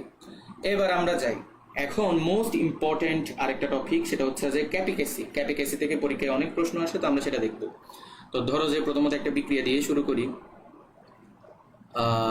ধরো একটা বিক্রিয়া নিলাম, হ্যাঁ ধরো যে এল মোল এম, তারপর হচ্ছে তোমার ধরো এক্স মোল এন, বিক্রিয়া করে ধরো তোমার উৎপন্ন করলো এ মোল বি, আর ধরো বি মোল কি নেওয়া যায়, হ্যাঁ ধরো যে কোনো একটা জিনিস নিলাম আর নিলাম, ঠিক আছে? হ্যাঁ, যারা যারা আলফা বলছো ভেরি গুড, ওকে। এখন এই বিক্রিয়াটার জন্য তোমরা কিন্তু অলরেডি এসএসসিতে পড়ে আসছো ক্যাপিকেসি কিভাবে বের করতে হয়। তো ক্যাসি মানে কি? ক্যাসি মানে হচ্ছে যে মোলার সাম্যাঙ্ক, মানে মোলার সাম্য ধ্রুবক আর কি, ঠিক আছে? ক্যাসি মানে কি? ক্যাসি মানে হচ্ছে মোলার সাম্যাঙ্ক। তাহলে ক্যাসি, ক্যাসি মানে কি? মোলার সাম্যাঙ্ক অথবা মোলার সাম্য ধ্রুবক। এখন ক্যাসি কিভাবে বের করতে হয়? ক্যাসি হচ্ছে কি, যতগুলো উৎপাদক আছে উৎপাদকগুলোর মোলার ঘনমাত্রা নিবা, মোলার ঘনমাত্রা নিবা, আর তাদের যে মূল সংখ্যাটা আছে সেটা হচ্ছে ঘাতে যাবে, তাহলে এটা এ হবে, এটা হচ্ছে বি হবে। তারপর নিচে কি, বিক্রিয়কের মোলার ঘনমাত্রা নিবা, আর এটা হচ্ছে উপরে যাবে, রাইট? আচ্ছা, এটা তো সবাই তো জানো, এটা কি বোঝাতে হবে? জাস্ট কিছুই না, মোলার সাম্যাঙ্ক মানে কি? কোন একটা বিক্রিয়ার উৎপাদক সমূহের মোলার ঘনমাত্রার যথোপযুক্ত ঘাত সহ গুণফল যেটা আসবে সেটাকে বিক্রিয়ক সমূহের মোলার ঘনমাত্রার যথোপযুক্ত ঘাত সহ গুণফল দিয়ে ভাগ দিতে হবে। তাহলে যে অনুপাতটা তুমি পাবা সেটাই হচ্ছে যে কি মোলার সাম্যাঙ্ক বা বা তোমার হচ্ছে ক্যাসি, ঠিক আছে? এটা কি বুঝছো? এটা আশা করি সবাই জানো, সবাই করছো। এখন এই জিনিসটাকে আরো একভাবে লেখা যায়, কিভাবে লেখা যায়? আচ্ছা, সেটা দেখানোর আগে আগে ক্যাপিটা দেখাই, ক্যাপিটা দেখাই বোঝাচ্ছি ক্যাসিটাকে আরো একভাবে কিভাবে লেখা যায়। তাহলে এখন যদি ধরো যে আমরা ক্যাপি লিখবো, তাহলে ক্যাপি যদি লিখতে যাই তাহলে দেখো কি হবে, ক্যাপি। তো ক্যাপি মানে কি? পি মানে হচ্ছে প্রেসার, এখানে সি মানে ছিল কনসেন্ট্রেশন অর্থাৎ ঘনমাত্রা, পি মানে হচ্ছে প্রেসার, তাহলে এটা হবে তোমার আংশিক চাপের সাম্যাঙ্ক। তাহলে এটা হচ্ছে তোমার কি হবে? আংশিক চাপের সাম্যাঙ্ক বা সাম্য ধ্রুবক, ঠিক আছে? এখন তাহলে এটা কি হবে? ওইখানে ঘনমাত্রা নিছো, এখানে চাপ নিবা, তাহলে দেখো বি বিক্রিয়কের প্রেসার, তারপর হচ্ছে কি তোমার আর বিক্রিয়কের প্রেসার, আর মূল সংখ্যাটা ঘাতে কনভার্ট হবে, ঘাতে কনভার্ট হয়েছে। তারপর হচ্ছে কি তোমার এখানে এম বিক্রিয়ক নিছো, দেখো আচ্ছা সরি এখানে বিক্রিয়ক বলতেছিলাম, এখানে উৎপাদ, বি উৎপাদের প্রেসার, তারপর এটা হচ্ছে ঘাতে গেছে, আর উৎপাদের প্রেসার নিছো, বিটা হচ্ছে ঘাতে গেছে, আর এখানে এম তুমি বিক্রিয়ক হিসেবে নিছো, তাহলে এম বিক্রিয়কের প্রেসার, এলটা হচ্ছে উপরে গেছে, তারপর হচ্ছে প্রেসার অফ এন নিছো, এক্সটা উপরে গেছে। ক্যাপিকেসি দেখি বলো তো, এখানে কি কারো ঝামেলা আছে? দেখি বলো।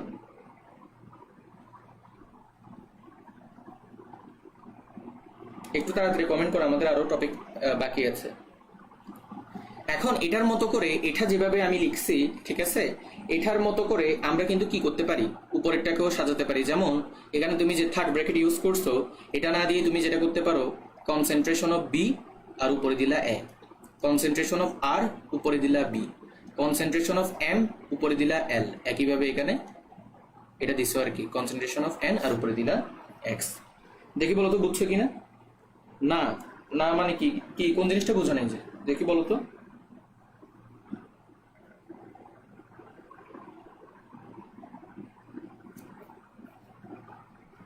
এখানে সবকিছু কি ক্লিয়ার?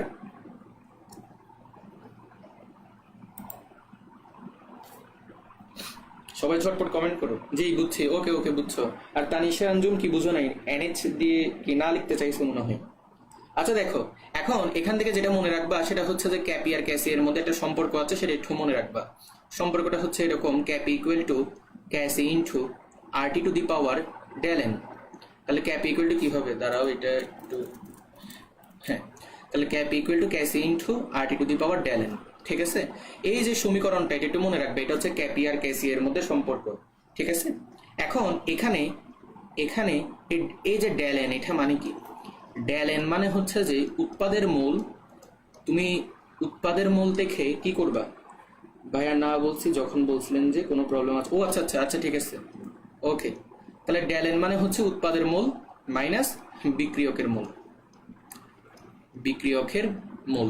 আশা করি এটা সবাই জানো। তো জাস্ট জাস্ট সমীকরণটা একটু মনে রাখবা, সেটা হচ্ছে যে কি, এই যে তোমার ডেল এন, এটা মানে কি উৎপাদের মূল মাইনাস বিক্রিয়কের মূল। আর সমীকরণটা, উপরের সমীকরণটা মনে রাখবা। দাঁড়াও এটা একটু আলাদাভাবে ইয়া করে দিই। হ্যাঁ, তাহলে এই যে সমীকরণটা, এটা অনেক ইম্পর্টেন্ট, পরীক্ষাতে এটাই বেশি আসে, K P equal to K C into R T to the power del N. এখন চিন্তা করো, এই যে সমীকরণে এই যে সমীকরণ, এখানে যদি ডেল এন এর ভ্যালু যদি জিরো হয়, ডেল এন এর ভ্যালু যদি জিরো হয়, তাহলে কি হবে বলো তো, তাহলে কি হবে, ক্যাপি ইকুয়াল টু ক্যাসি হবে। কেন, কারণ RT to the power zero, কোনো কিছুর উপর পাওয়ার জিরো, এর মানে হচ্ছে যে কি, কোনো কিছুর উপর পাওয়ার জিরো, এই কথাটার মানে হচ্ছে ওয়ান আসবে। তাহলে এটা পুরোপুরি যাবে ওয়ান হিসেবে। তাহলে এখানে তোমার ক্যাপি ইকুয়াল টু কি হবে, ক্যাসি হবে। তাহলে কখন ক্যাপি ইকুয়াল টু ক্যাসি হয়, যখন del n equal to zero হয়।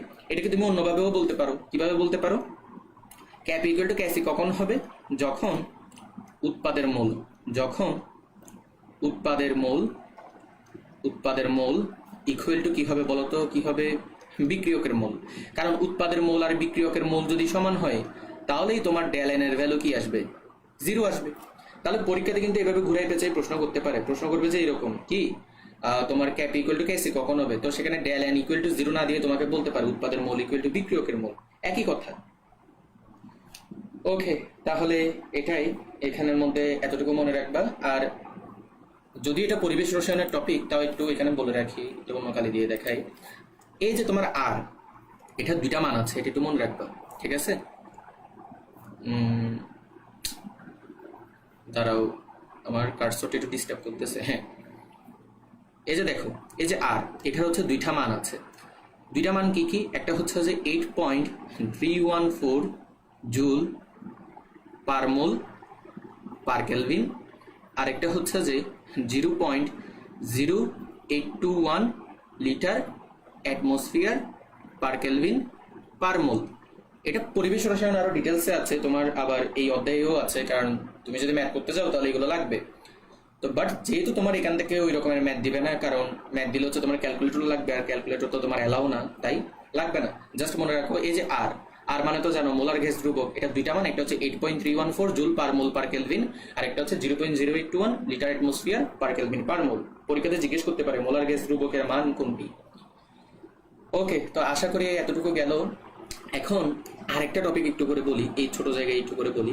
দেখো, মনে রাখবা, দাঁড়াও এখানে, মনে রাখবা ক্যাপি আর যে ক্যাসি আছে, বাস্তবে কিন্তু এদের কোনো একক নেই। ঠিক আছে, নোট করো, এটা একটু নোট করো। তাহলে কি, ক্যাপি ও ক্যাসি এর একক নেই। কেন নেই জানো, এই কারণেই নেই, কারণ এটা হচ্ছে ধ্রুবক। ক্যাপি আর ক্যাসি কি, ক্যাপি আর ক্যাসি হচ্ছে তোমার ধ্রুবক, মানে জাস্ট এটা মান, একটা ভ্যালু। তুমি এখানে জাস্ট ভ্যালু নিয়ে কাজ করতেছো, তো তুমি যেখানে ভ্যালু নিয়ে কাজ করতেছো সেখানে তো তোমার এককের কোনো দরকার নেই। তাই ক্যাপি আর ক্যাসি এর কোনো একক হয় না, যেটা তোমাদের বইতে দিছে। কিন্তু মজার ব্যাপার হচ্ছে যে ক্যাপি ক্যাসি এর একক না থাকলেও দেখা যায় যে পরীক্ষাতে অনেক সময় প্রশ্ন করে, তোমাকে একটা সমীকরণ দিয়ে বলবে, এই সমীকরণ দেখে বলো ক্যাপি এর একক কি, ক্যাসি এর একক কি। তো ওই জন্য একটু করে এটা মনে রাখিও। বেসিক্যালি এটা একটু মনে রাখবা, ক্যাপি এর একক হচ্ছে যে atmosphere whole to the power del n, আর তোমার যে ক্যাসি আছে এটার একক হচ্ছে যে mole per litre whole to the power del n. Del n মানে তো তুমি জানো উৎপাদের মোল মাইনাস বিক্রিয়কের মোল। তাহলে তোমাকে যদি কোনো একটা রিয়েকশন দেই, ওইখান থেকে তুমি ডেল এন মান যদি বের করো, ডেল এন এর মানের উপর ভিত্তি করে তুমি একক বের করে ফেলতে পারবা। ঠিক আছে, এখন আরেকটা কথা বলি, এই যে এককটা, এই এককটাকে, এখানে আরেকটা কথা বলি, এটা পরিবেশ রসায়নের ম্যাথের বেলায় লাগে। ঠিক আছে, এই জায়গায় দেখাচ্ছি, বিভিন্ন কালি দিয়ে দেখাচ্ছি যাতে মানে কি দেখতেও ভালো লাগে আর যেন বিভিন্ন কালি ইউজ করলে হচ্ছে আসলেই সুন্দর লাগে। মনে রাখবা 1 লিটার ইকুয়াল টু হচ্ছে 1 ডেসিমিটার কিউব। অনেক ইম্পর্ট্যান্ট একটা জিনিস এটা, এই কনভার্সনটা মনে রাখবা। 1 litre equal to 1 decimetre cube. তাহলে এবার বলো 1 লিটার ইকুয়াল টু যদি 1 ডেসিমিটার কিউব হয় তাহলে এইটাকে আমি কিভাবে লিখতে পারি বলো তো? মোল পার লিটারের জায়গায় decimetre inverse 3 whole to the power del n. তাহলে এটাও হচ্ছে তোমার ক্যাসিয়ার একক। দেখি বলো তো বুঝছো কিনা? কিছুই করলাম না। 1 লিটার মানে হচ্ছে যে তোমার কি 1 ডেসিমিটার কিউব। তাহলে মোলকে মোলের মতো রাখলাম, লিটারের জায়গায় ডেসিমিটার কিউব। এখন লিটার ইনভার্স 1, তাহলে কি মাইনাসের কারণে কি হয়ে যাবে? এই যে তোমার 3টা কি -3 হয়ে গেল। বলো তো এতটুকু বুঝছো কিনা? এতটুকু বুঝছো কিনা কমেন্ট করো। ক্যাপি কেসে এতটুকু বুঝছো কিনা একটু কমেন্ট করো।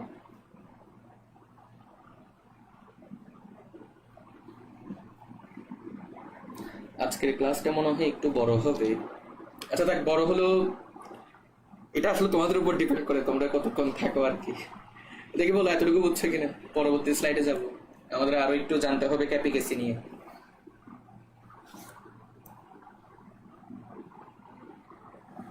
বেসিক্যালি এককগুলো একটু মনে রাখিও, ক্যাপি এর একক আর ক্যাসি এর একক। বুঝছি, ওকে বুঝছি, ওকে নাবিলা বুঝছে, জাহানারা বেগম বুঝছে, আর বাকিরা ওকে। তাহলে আমরা পরবর্তী স্লাইডে যাচ্ছি। এখানে এবার আমরা আরো কিছু আলোচনা করব। তো আরেকটি ইম্পর্টেন্ট টপিক আমরা দেখি। পরীক্ষাতে প্রশ্ন আসছিল একবার তোমার সমীকরণ নিয়ে, দেখাবো একটা প্রশ্ন আমি রাখছি যাতে তোমরা বুঝতে পারো। তো তার আগে এটা মনে রাখবা, তোমার এই যে ক্যাসি আছে, এই ক্যাসি একমাত্র তোমার অ্যাকুয়াস ও গেসিয়াস যে সলিউশনগুলো আছে, অর্থাৎ জলীয় দ্রবণ এবং গেসীয়, ঠিক আছে, গ্যাস, এর ক্ষেত্রে প্রযোজ্য। এর ক্ষেত্রে প্রযোজ্য, এর ক্ষেত্রে প্রযোজ্য, ঠিক আছে।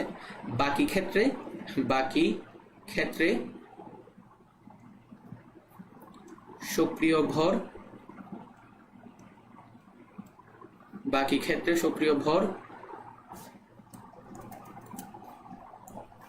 1। এটা বুঝিয়ে দিচ্ছি। তারপর হচ্ছে এটা মনে রাখবা, ক্যাপি। ক্যাপি হচ্ছে যে তোমার শুধুমাত্র গ্যাসের ক্ষেত্রে প্রযোজ্য। তাহলে এটা গ্যাসের ক্ষেত্রে প্রযোজ্য। গ্যাসের ক্ষেত্রে লিখে একটু করে জঘন্য রকমের হচ্ছে, এটা সুন্দর হয় নেই, তারা একটু করে কাটি। তাহলে ক্যাপি হচ্ছে তোমার কি গ্যাসের ক্ষেত্রে প্রযোজ্য। এখন যেটা পড়াচ্ছি এটা কিন্তু অলরেডি তোমার ডিইউতে একবার আসছে, তো বলা যায় না আর কোথায় কোথায় চলে আসে, তো একটু মন দিয়ে বুঝো।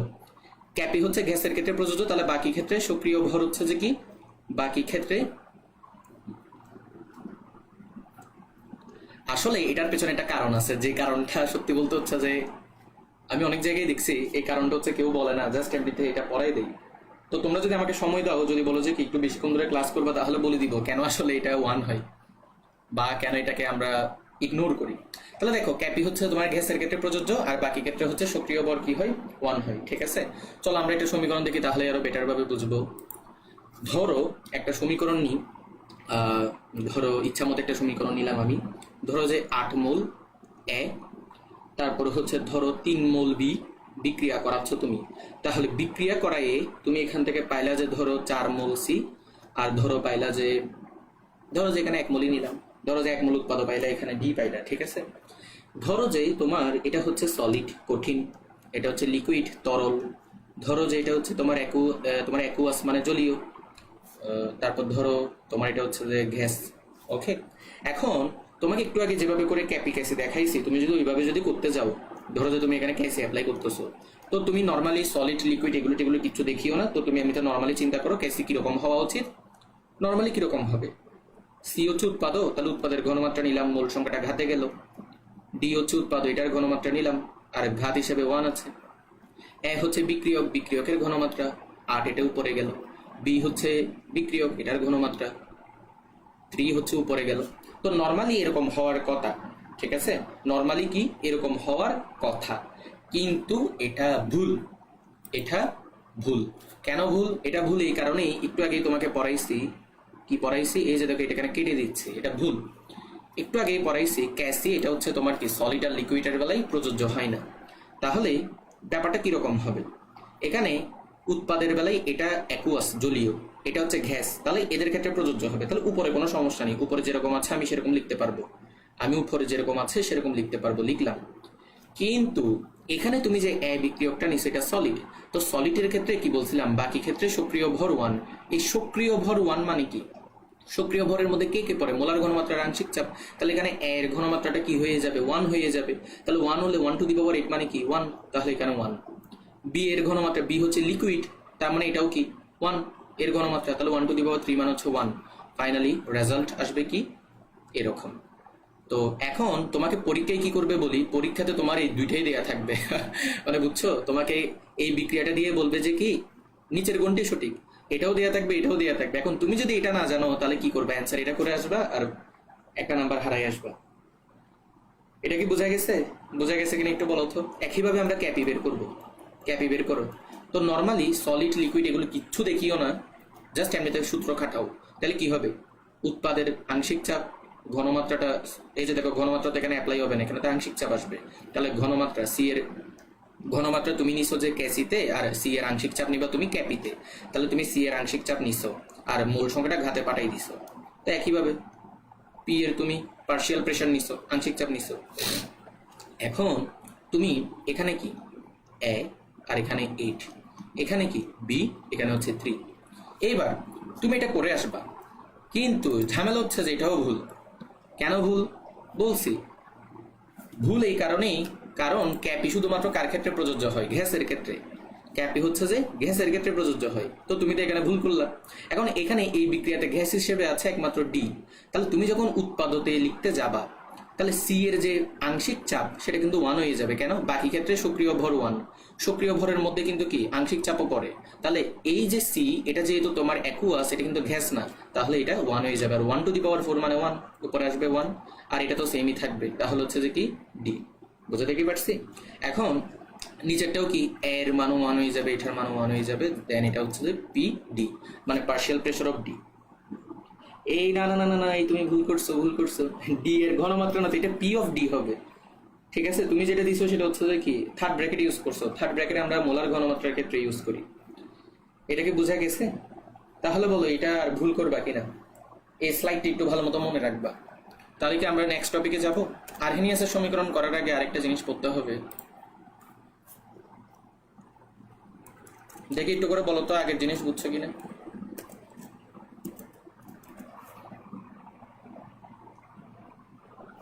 দেখি একটু ফাস্ট কমেন্ট করো। আজকে মনে হয় এমসিকিউ করানো যাবে না, আজকে একটু ডিউরেশন বেশি হয়ে যাচ্ছে মনে হয়।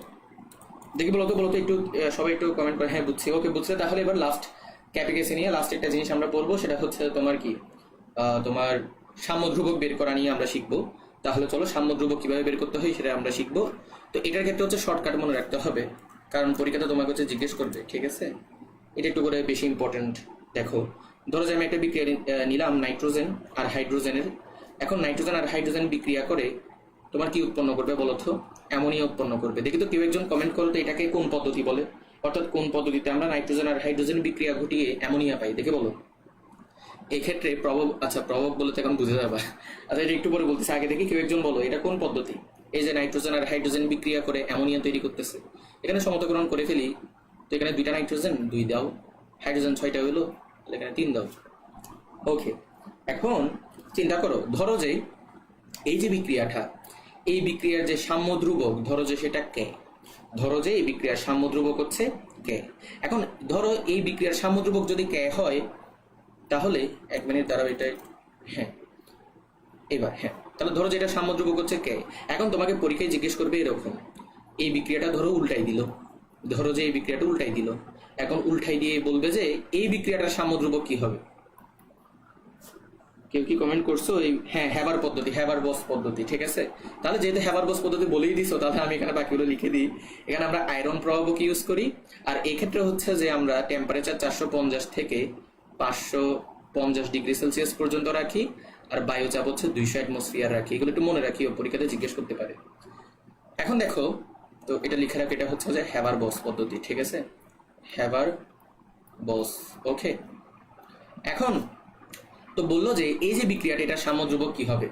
জাস্ট মনে রাখবা, কোন একটা বিক্রিয়াকে যদি উল্টাই দিয়ে জিজ্ঞেস করে সাম্য ধ্রুবক কি হবে, তুমিও কি করবা, বিক্রিয়া যেহেতু উল্টাই দিছে সাম্য ধ্রুবকও কি উল্টাই দিবা, মানে এটা হচ্ছে 1/k হয়ে যাবে। ঠিক আছে। এরপর ধরো যে উপরে যে বিক্রিয়াটা আছে, এই যে দেখো নাইট্রোজেন, তারপর হচ্ছে তোমার এই যে এটা ছিল, তারপর ধরো তোমার বিক্রিয়া করে, অর্থাৎ আমি উপরের বিক্রিয়াটাই লিখতেছি, ঠিক আছে, উপরে যে বিক্রিয়াটা সেটাই লিখতেছি, ঠিক আছে। এখন তোমাকে বললো যে ধরো যে তোমার এখানে এমন একটা কিছু দিল, আমি আগে এখানে মুছি।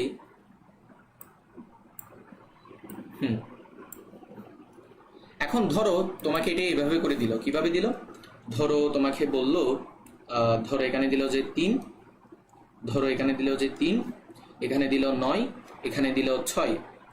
একটু করে লক্ষ্য করো তো, ধরো এখানে 4 দিয়ে করি, ধরো আচ্ছা 4, এখানে দিলাম 4, এখানে দিলাম তোমার 12, আর এখানে কত, ধরো যে 8 দিই। এখন একটা জিনিস লক্ষ্য করো, তুমি আসলে এখানে কি করছো, যে তুমি আসলে উপরের যে বিক্রিয়াটা, উদ্দীপকের যে বিক্রিয়াটা, সেখানে তুমি 4 দিয়ে গুণ করে দিছো, তাই না? তুমি 4 দিয়ে গুণ করে দিছো, 4 একে আর তোমার 4 একে 4, 3 4 12, 4 দ্বিগুণে 8। তো যখন তুমি কোনো কিছু দিয়ে গুণ করবা, তখন যেটা হবে, তুমি যত দিয়ে গুণ করছো, তুমি যত দিয়ে গুণ করছো সেটা হচ্ছে কোথায় চলে যাবে, পাওয়ার হিসেবে চলে যাবে। তাহলে এই বিক্রিয়াটার যে তোমার সাম্য ধ্রুবক, সেটা হচ্ছে কি হবে, k⁴ হবে। তাহলে এবার তোমরা আমাকে এটা বলো তো, ধরো যে এখানে এই বিক্রিয়াটার ক্ষেত্রে সাম্য ধ্রুবক কি হবে, তোমরা বলো আমাকে। এটা আমি বলবো না, এটা তোমরা বলবো আমাকে। এই বিক্রিয়াটার সাম্য ধ্রুবক কি হতে পারে, তোমরা আমাকে বলো। দেখি বলো তো, এই বিক্রিয়ার সাম্য ধ্রুবক কি হবে, একটু তাড়াতাড়ি কমেন্ট করিও। এই যে জানতাম এটাই হবে, 1 ঘন্টার বেশি হইলে এবার ক্লাসে থাকতে চাই না, এরকম করলে হবে। এত মজার মজার টপিক, এত ডিটেলসে পড়াচ্ছি, ক্লাসে থাকবা, বুঝছো? দেখা যায় যে কি বড় জোর 1 ঘন্টা কোন রকম কষ্ট বিষ্ট করে সবাই থাকে, এরপর 1 ঘন্টা পর আর ধরে রাখতে পারে না। তো যারা যারা 1 ঘন্টা প্লাস ক্লাস করো, আমি দেখছি অনেকে এই পর্যন্ত যতগুলো ক্লাস নিছি, দরিদ্র রসায়নে 2টা নিছি, রাসায়নিক পরিবর্তনে 1টা নিছি, আর এখন 1টা নিচ্ছি। তো বেসিক্যালি অনেকজনই থাকো শেষ পর্যন্ত, তো তাদেরকে ধন্যবাদ। দেখা যাবে যে কি ওরাই দিন শেষে অনেক ইয়া করবে, আর বাকিদেরকেও বলবো ক্লাসে থাকার জন্য। দেখি বলো, ঝটপট বলো, এটার বিক্রিয়ার যে এই যে বিক্রিয়াটা, এটার যে তোমার সাম্য ধ্রুবক সেটা কি হতে পারে। না পারলে বলো, আমি বলে দিব। দেখি বলো। আজকে দেখি কতটুকু টপিক আমরা ক্লিয়ার করতে পারি। 10টা 30 পর্যন্ত কন্টিনিউ করব, আর আশা করি এর মধ্যে এগুলো শেষ হবে না। যদি শেষ না হয় তাহলে পরবর্তী ক্লাসে শেষ করিয়ে দিব, সমস্যা নেই ওইটা। দেখো টপিক তোমার শেষ হবে, যেটা ইম্পর্টেন্ট সেটা হচ্ছে বুঝে বুঝে শেষ করা। বুঝে বুঝে শেষ করলে দেখবা যে প্রশ্ন ঘুরাই দিলেও পারবা। দেখি বলো তো, এটা কি পারবা, এটা কি হবে নাকি আমি বলে দিব? দেখি তো কেউ একজন বলবো কিনা।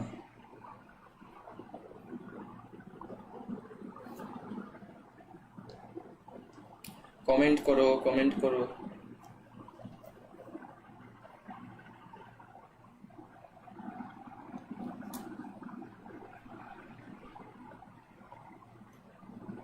এটা আমি কমেন্ট দেখতে কেন পাচ্ছি না? লাইভ কি আছে?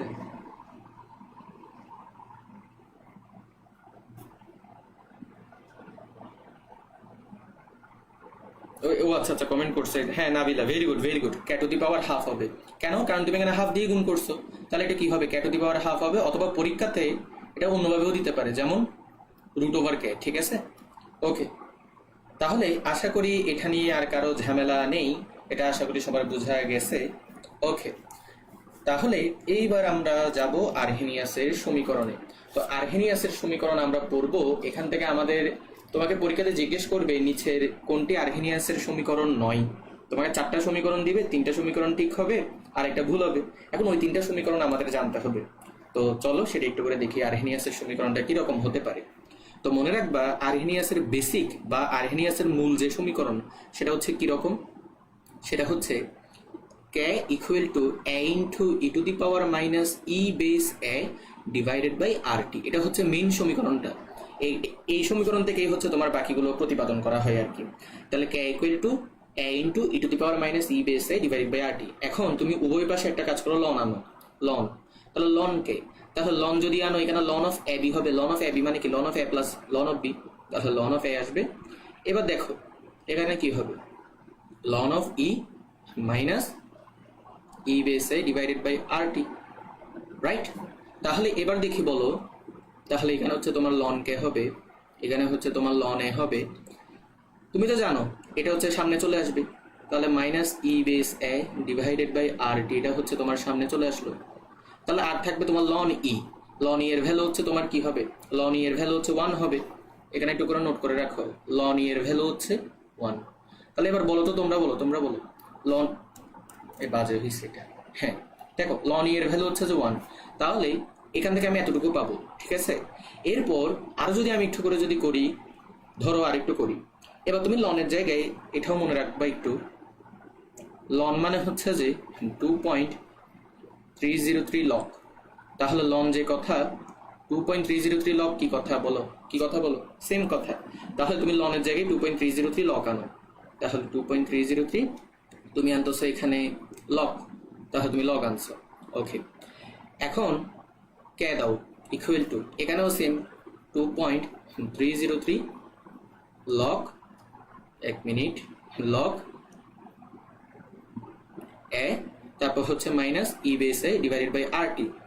এখন তুমি যেটা করবা, 2.303 দিয়ে ভাগ দিয়ে দাও, তাহলে ভাগ দিলে বাম পাশে থাকবে তোমার লগ কে, 2.303 যাবে গা, ডান পাশের থেকেও 2.303 যাবে গা, তাহলে থাকবে লগ এ, ঠিক আছে।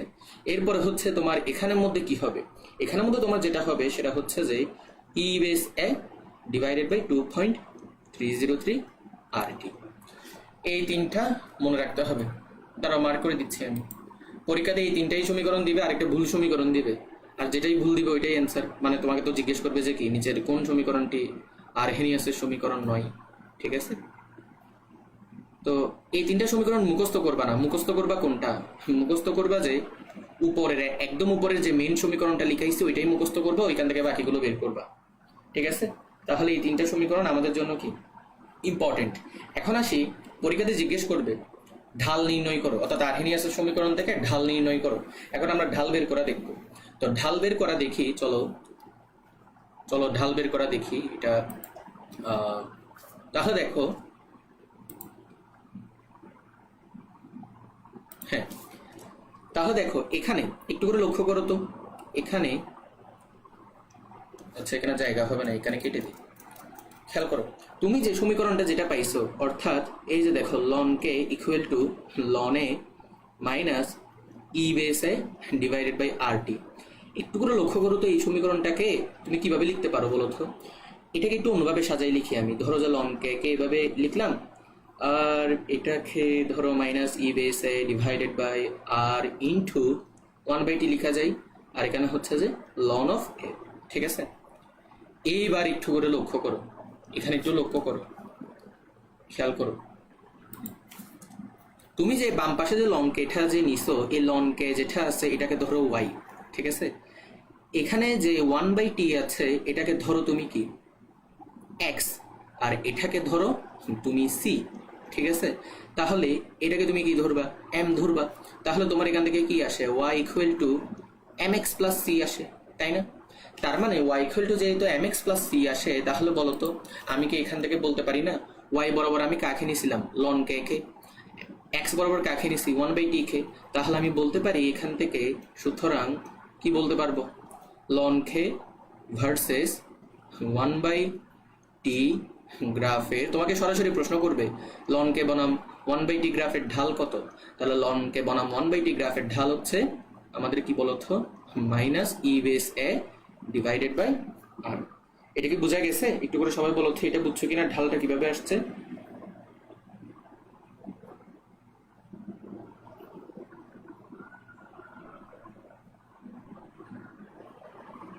এটা বুঝছো কিনা একটু করে বলো। এরপরে আমরা দেখব লগের সমীকরণটা। তাহলে চলো লগের সমীকরণটা একটু দেখি। তাহলে দেখো, আমরা আরেকটা সমীকরণ পড়ছিলাম যে কি, log K equal to log A minus E base I divided by 2.303 R ঠিক আছে। আচ্ছা তোমাদের কি কঠিন লাগতেছে নাকি, একটু করে রেসপন্স করো তো। শোনো, কঠিন লাগলে আসলে কিছু করার নেই, তুমি যেহেতু অ্যাডমিশন টেস্ট দিবা, তোমার থেকে কিন্তু কঠিন অবশ্যই করতে হবে, একটু তো কষ্ট তো করতেই হবে, তাই না। আর কঠিন জিনিসকে সহজ করার তো দায়িত্ব তো আমি তো নিছি, ঠিক আছে। আমি তো তোমাদেরকে কঠিন জিনিসগুলো সহজ তো করেই দিচ্ছি। তো তোমাদের কাজ থাকবে যে যেটা বুঝবা না সেটাই প্রশ্ন করবা, যা বুঝবা না, ঠিক আছে, যা বুঝবা না প্রশ্ন করবা। দেখি বলো এর আগে ঢাল নির্ণয়টা বুঝছো কিনা। তাহলে এখন এখানে চিন্তা করো, এখন এটাকে একটু করে আমি সাজাই লিখি, ধরো যে লককে লিখলাম এখানের মধ্যে ধরো আমি এটাকে এইভাবে লিখলাম minus E base A divided by 2.303 R, ঠিক আছে। তারপর হচ্ছে যে এখানে সেম ভাবে এখানে 1/t লিখলাম, তারপর হচ্ছে এখানে প্লাস লগ এ লিখলাম, ঠিক আছে। তাহলে এখানে আর আমি ডিটেলসে বলতেছি না, এটা তো এমনিতেই বুঝতেছো। তাহলে কি বুঝতেছো, এখানে লগকে বনাম 1/t গ্রাফের ঢাল কি হবে, এখানে বলো তো কি হবে। এই যে দেখো, এই যে এটা এখানে লগকে বনাম লক্ষ্যে ভার্সেস 1/t গ্রাফের ঢাল, লগকে বনাম 1/t গ্রাফের ঢাল হচ্ছে যে কি হবে বলতো, minus E base A divided by 2.303 R. পরীক্ষাতে এগুলো প্রশ্ন করবে। দেখি যারা আছো একটু করে কমেন্ট করো, একটু করে বলো তো বুঝছো কিনা। তোমরা যে কেন যে ক্লাসে থাকো না আমি নিজেও বুঝতে পারি না। যেগুলো পড়াচ্ছে এগুলো কিন্তু পরীক্ষাতে আসবে, তো দেখা যায় যে কি যারা ক্লাস করে তারাই হচ্ছে টপ করে। যেমন ওই যে বললাম না তরিত রসায়ন একজন 18 পাইছে, আর সেকেন্ড যে হইছে ও 16.25 পাইছিল আর কি। এরপর অনেকেই ভালো করছে। তা আমি আশা করব গুণগত রসায়ন এক্সামে ওইটার প্রশ্ন কিন্তু কি তোমার ওইটা প্রশ্নতে পরীক্ষা দিলেই বুঝবা, ওইখানে কিন্তু একটু তড়িৎ রসায়ন ভাব পাবা, ঠিক আছে। ওইখানে একটু লিঙ্ক আছে, তো আশা করবো ওইখানে একটু ভালো করবা আরো, তো বুঝবা, ঠিক আছে। তাহলে এটা আমাদের ক্লিয়ার হলো। এখন আসি, তাহলে এটা যদি বুঝো তাহলে তোমাদের আর কোনো ঝামেলা থাকবে না। বেসিক্যালি এগুলোই আসে পরীক্ষাতে এবং এগুলো বুঝলেই হয়। এবার কয়েকটা সমীকরণ একটু করে মুখস্থ রাখবা। ক্যাসি কিউসির আগে দাঁড়াও 1 মিনিট,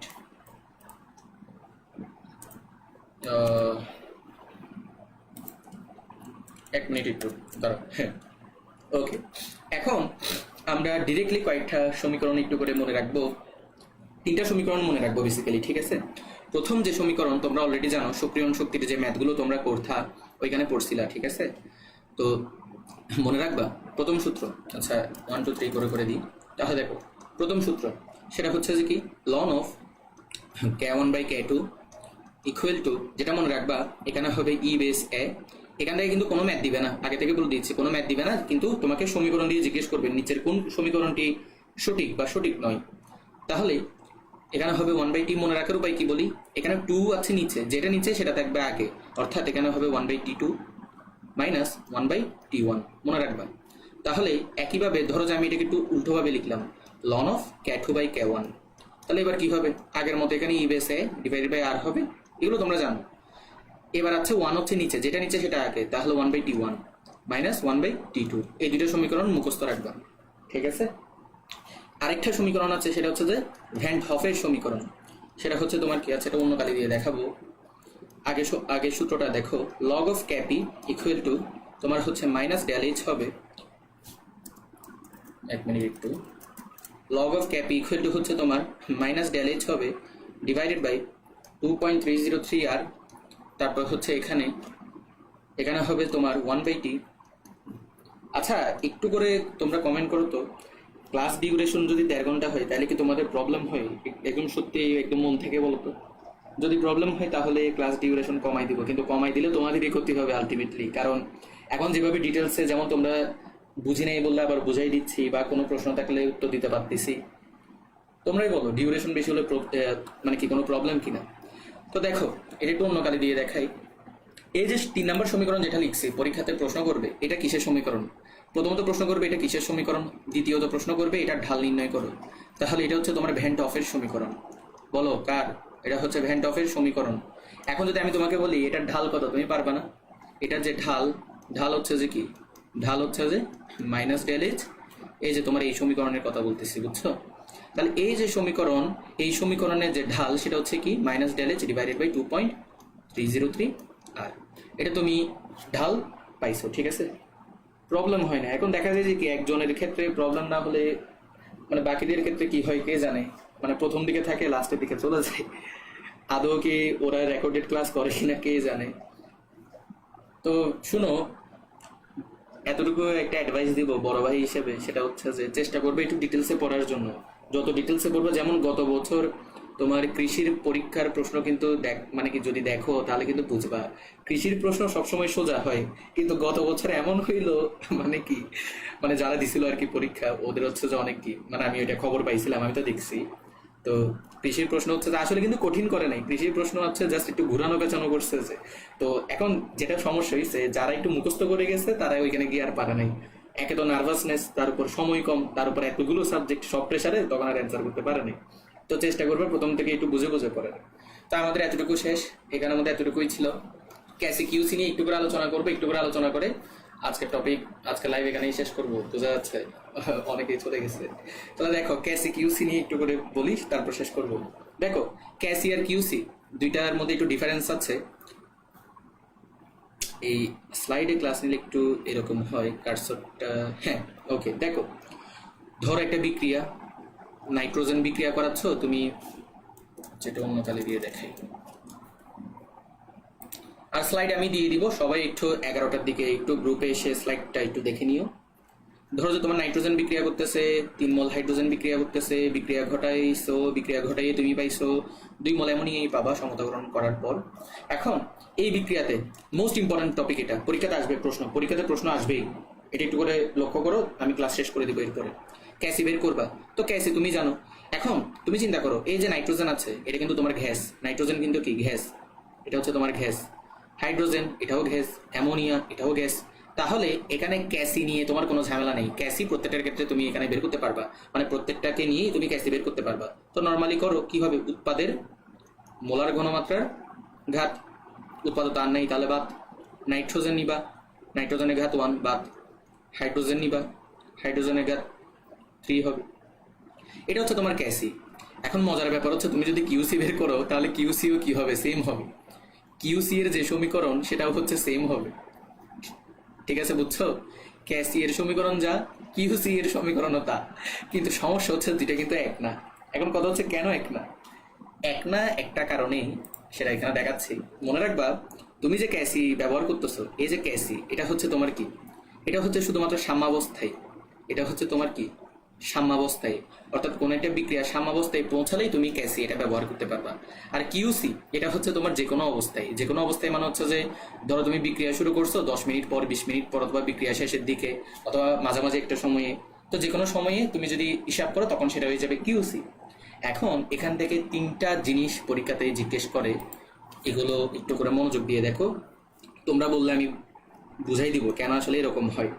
প্রথমত যেটা মনে রাখবা, এই যে কিউসি এটা যদি এটা যদি গ্রেটার দেন তোমার ক্যাসি হয়, কিউসি এটা যদি ক্যাসি থেকে যদি বড় হয়, তাহলে তোমার বিক্রিয়া, তাহলে হচ্ছে তোমার যে বিক্রিয়াটা, সেটা হচ্ছে কি বামে যাবে। তাহলে তোমার যে বিক্রিয়াটা সেটা হচ্ছে কোন দিকে যাবে, বামে যাবে, ঠিক আছে? এরপর একটা মনে রাখবা, কিউসি যদি লেস দেন ক্যাসি হয়, কিউসি যদি লেস দেন ক্যাসি হয়, দেখো এগুলো কিন্তু আমি যেগুলো লিখতেছি এগুলো কিন্তু একটাও মুখস্থ থেকে লিখতেছি না, এগুলো কিন্তু আমি বুঝে বুঝেই লিখতেছি, ঠিক আছে? কেমনে বুঝে বুঝে লিখতেছি সেটা কি বুঝাই দিব একটু সময় নিয়ে, দেখি বলো এগুলো আসলে কেমনে লিখতেছি আমি, এগুলো তোমরাও বুঝবা না, মানে কি মুখস্থ না করেই বুঝে যাবা, মানে ছোট হইলে কি হবে, বড় হইলে কি হবে। আর যদি সমান হয়ে যায় তো সমান হইলে তো ভাবনা চিন্তার দরকার নাই, সমান মানেই তোমার কি সাম্যাবস্থায় পৌঁছে গেল বিক্রিয়া। বিক্রিয়া এখন কি, বিক্রিয়া বলতেছে যে কি আমি একদম সাম্যাবস্থায় আছি, ঠিক আছে? বিক্রিয়া সাম্যাবস্থা অর্জন করেছে, রাইট? ওকে, আচ্ছা বুঝাই দেন ভাই, ওকে বুঝাই দিচ্ছে। আসলে আমি বলবো যে একটু বুঝো, বুঝলে কি হবে জানো, পরীক্ষাতে তুমি আর মানে প্রেশারের কারণে কি ভুলে যাবে না। তার আগে দেখি আমি এটাকে বাম দিকে আনতে পারি কিনা, 1 মিনিট একটু দাঁড়াও। এর বাম দিকে আনার সিস্টেম নাই। আচ্ছা আমি আরেকটা পেজ অ্যাড করি, খেয়াল করো। তোমাদেরকে আমি এটা গ্রাফ দিয়ে বুঝে, মানে গ্রাফ বলতে তোমাদেরকে আমি সংখ্যা রেখা দিয়ে বুঝাই দিচ্ছি, তাহলে বুঝবা। একটু করে মনোযোগ দাও এখানে। ধরো তুমি আগে একটা সংখ্যা রেখা আঁকাও, এই যে ধরো যে এটা তোমার সংখ্যা রেখা।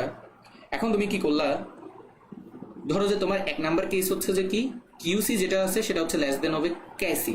তাহলে তুমি চিন্তা করো কিউসি যদি ক্যাসি থেকে যদি তোমার কি হয়, ছোট হয়। এখন চিন্তা করো তো সংখ্যা রেখায় তুমি যত ডান দিকে যেতে থাকবা, তোমার ভ্যালু তত বড় হবে।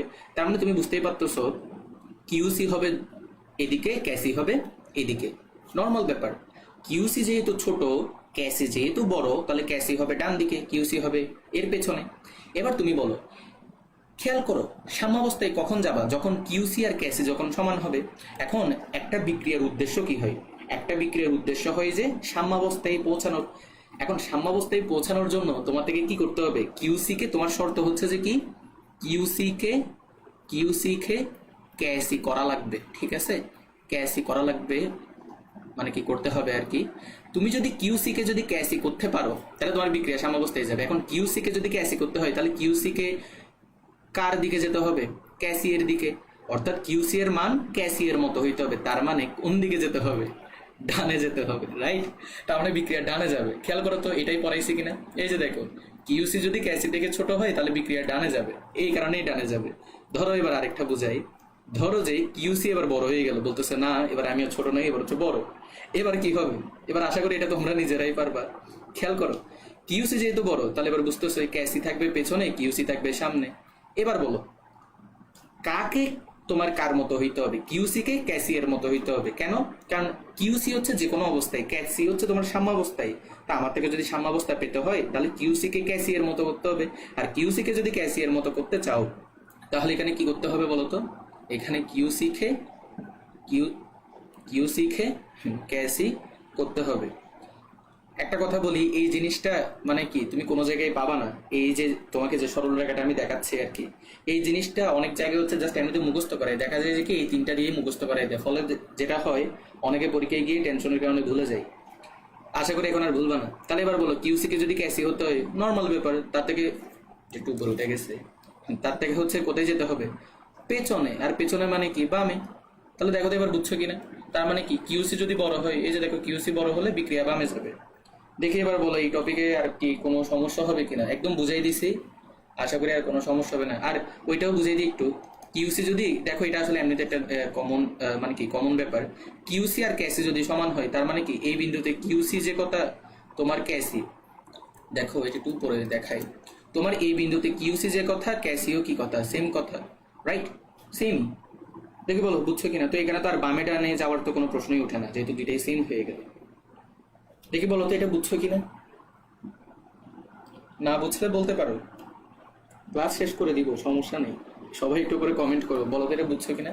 আর আজকে ভাবছিলাম যে এমসিকিউ করাবো, কিন্তু এমসিকিউ তো সময় হবে না আজকে, আরো ক্লাস ডিউরেশন আরো বেড়ে যাবে। আমি মনে হয় একবার 1 ঘন্টা 45 মিনিটেরও একটা বেশি ক্লাস নিছিলাম তড়িৎ রসায়নের শেষেরটা মনে হয়। ওকে, তাহলে কি এতটুকু রাখবো? ওকে বুঝছি, ওকে বুঝছি। হ্যাঁ ওকে বুঝছি। তাহলে স্বর্ণা আছে, জাহানারা বেগম আছে, তানিশা আছে, নাবিলা আছে। ওকে, তাহলে আজকের ক্লাসটা কি বলো এতটুকুতেই রাখি, কি বলো? আজকের ক্লাসটা বড় না করি, বড় করলে আবার দেখা যাবে অনেকে রেকর্ডেড ভিডিও দেখতে চাইবে না। ওকে, তাহলে আমরা তো আমি 11টার দিকে স্লাইড দিয়ে দিব, তোমরা স্লাইডটা দেখে নোট করে ফেলিও। তাইলে পরবর্তী ক্লাস হচ্ছে তোমার কি পরশুদিনের ক্লাসে আমরা রাসায়নিক পরিবর্তন শেষ করে দিব। বাকি টপিকগুলো শেষ করার পাশাপাশি আগের মতোই তড়িৎ রসায়নের শেষ ক্লাসে যেমন বলছিলাম কি কি পড়তে হবে ঠিক ওইটা বলে দিব। ওইটা বলে আমাদের রাসায়নিক পরিবর্তন চ্যাপ্টারের জার্নি শেষ হবে। সো সবাই ভালো থাকিও আর ভালো মতো পড়ো। ওকে, পরে দেখা হবে, টাটা।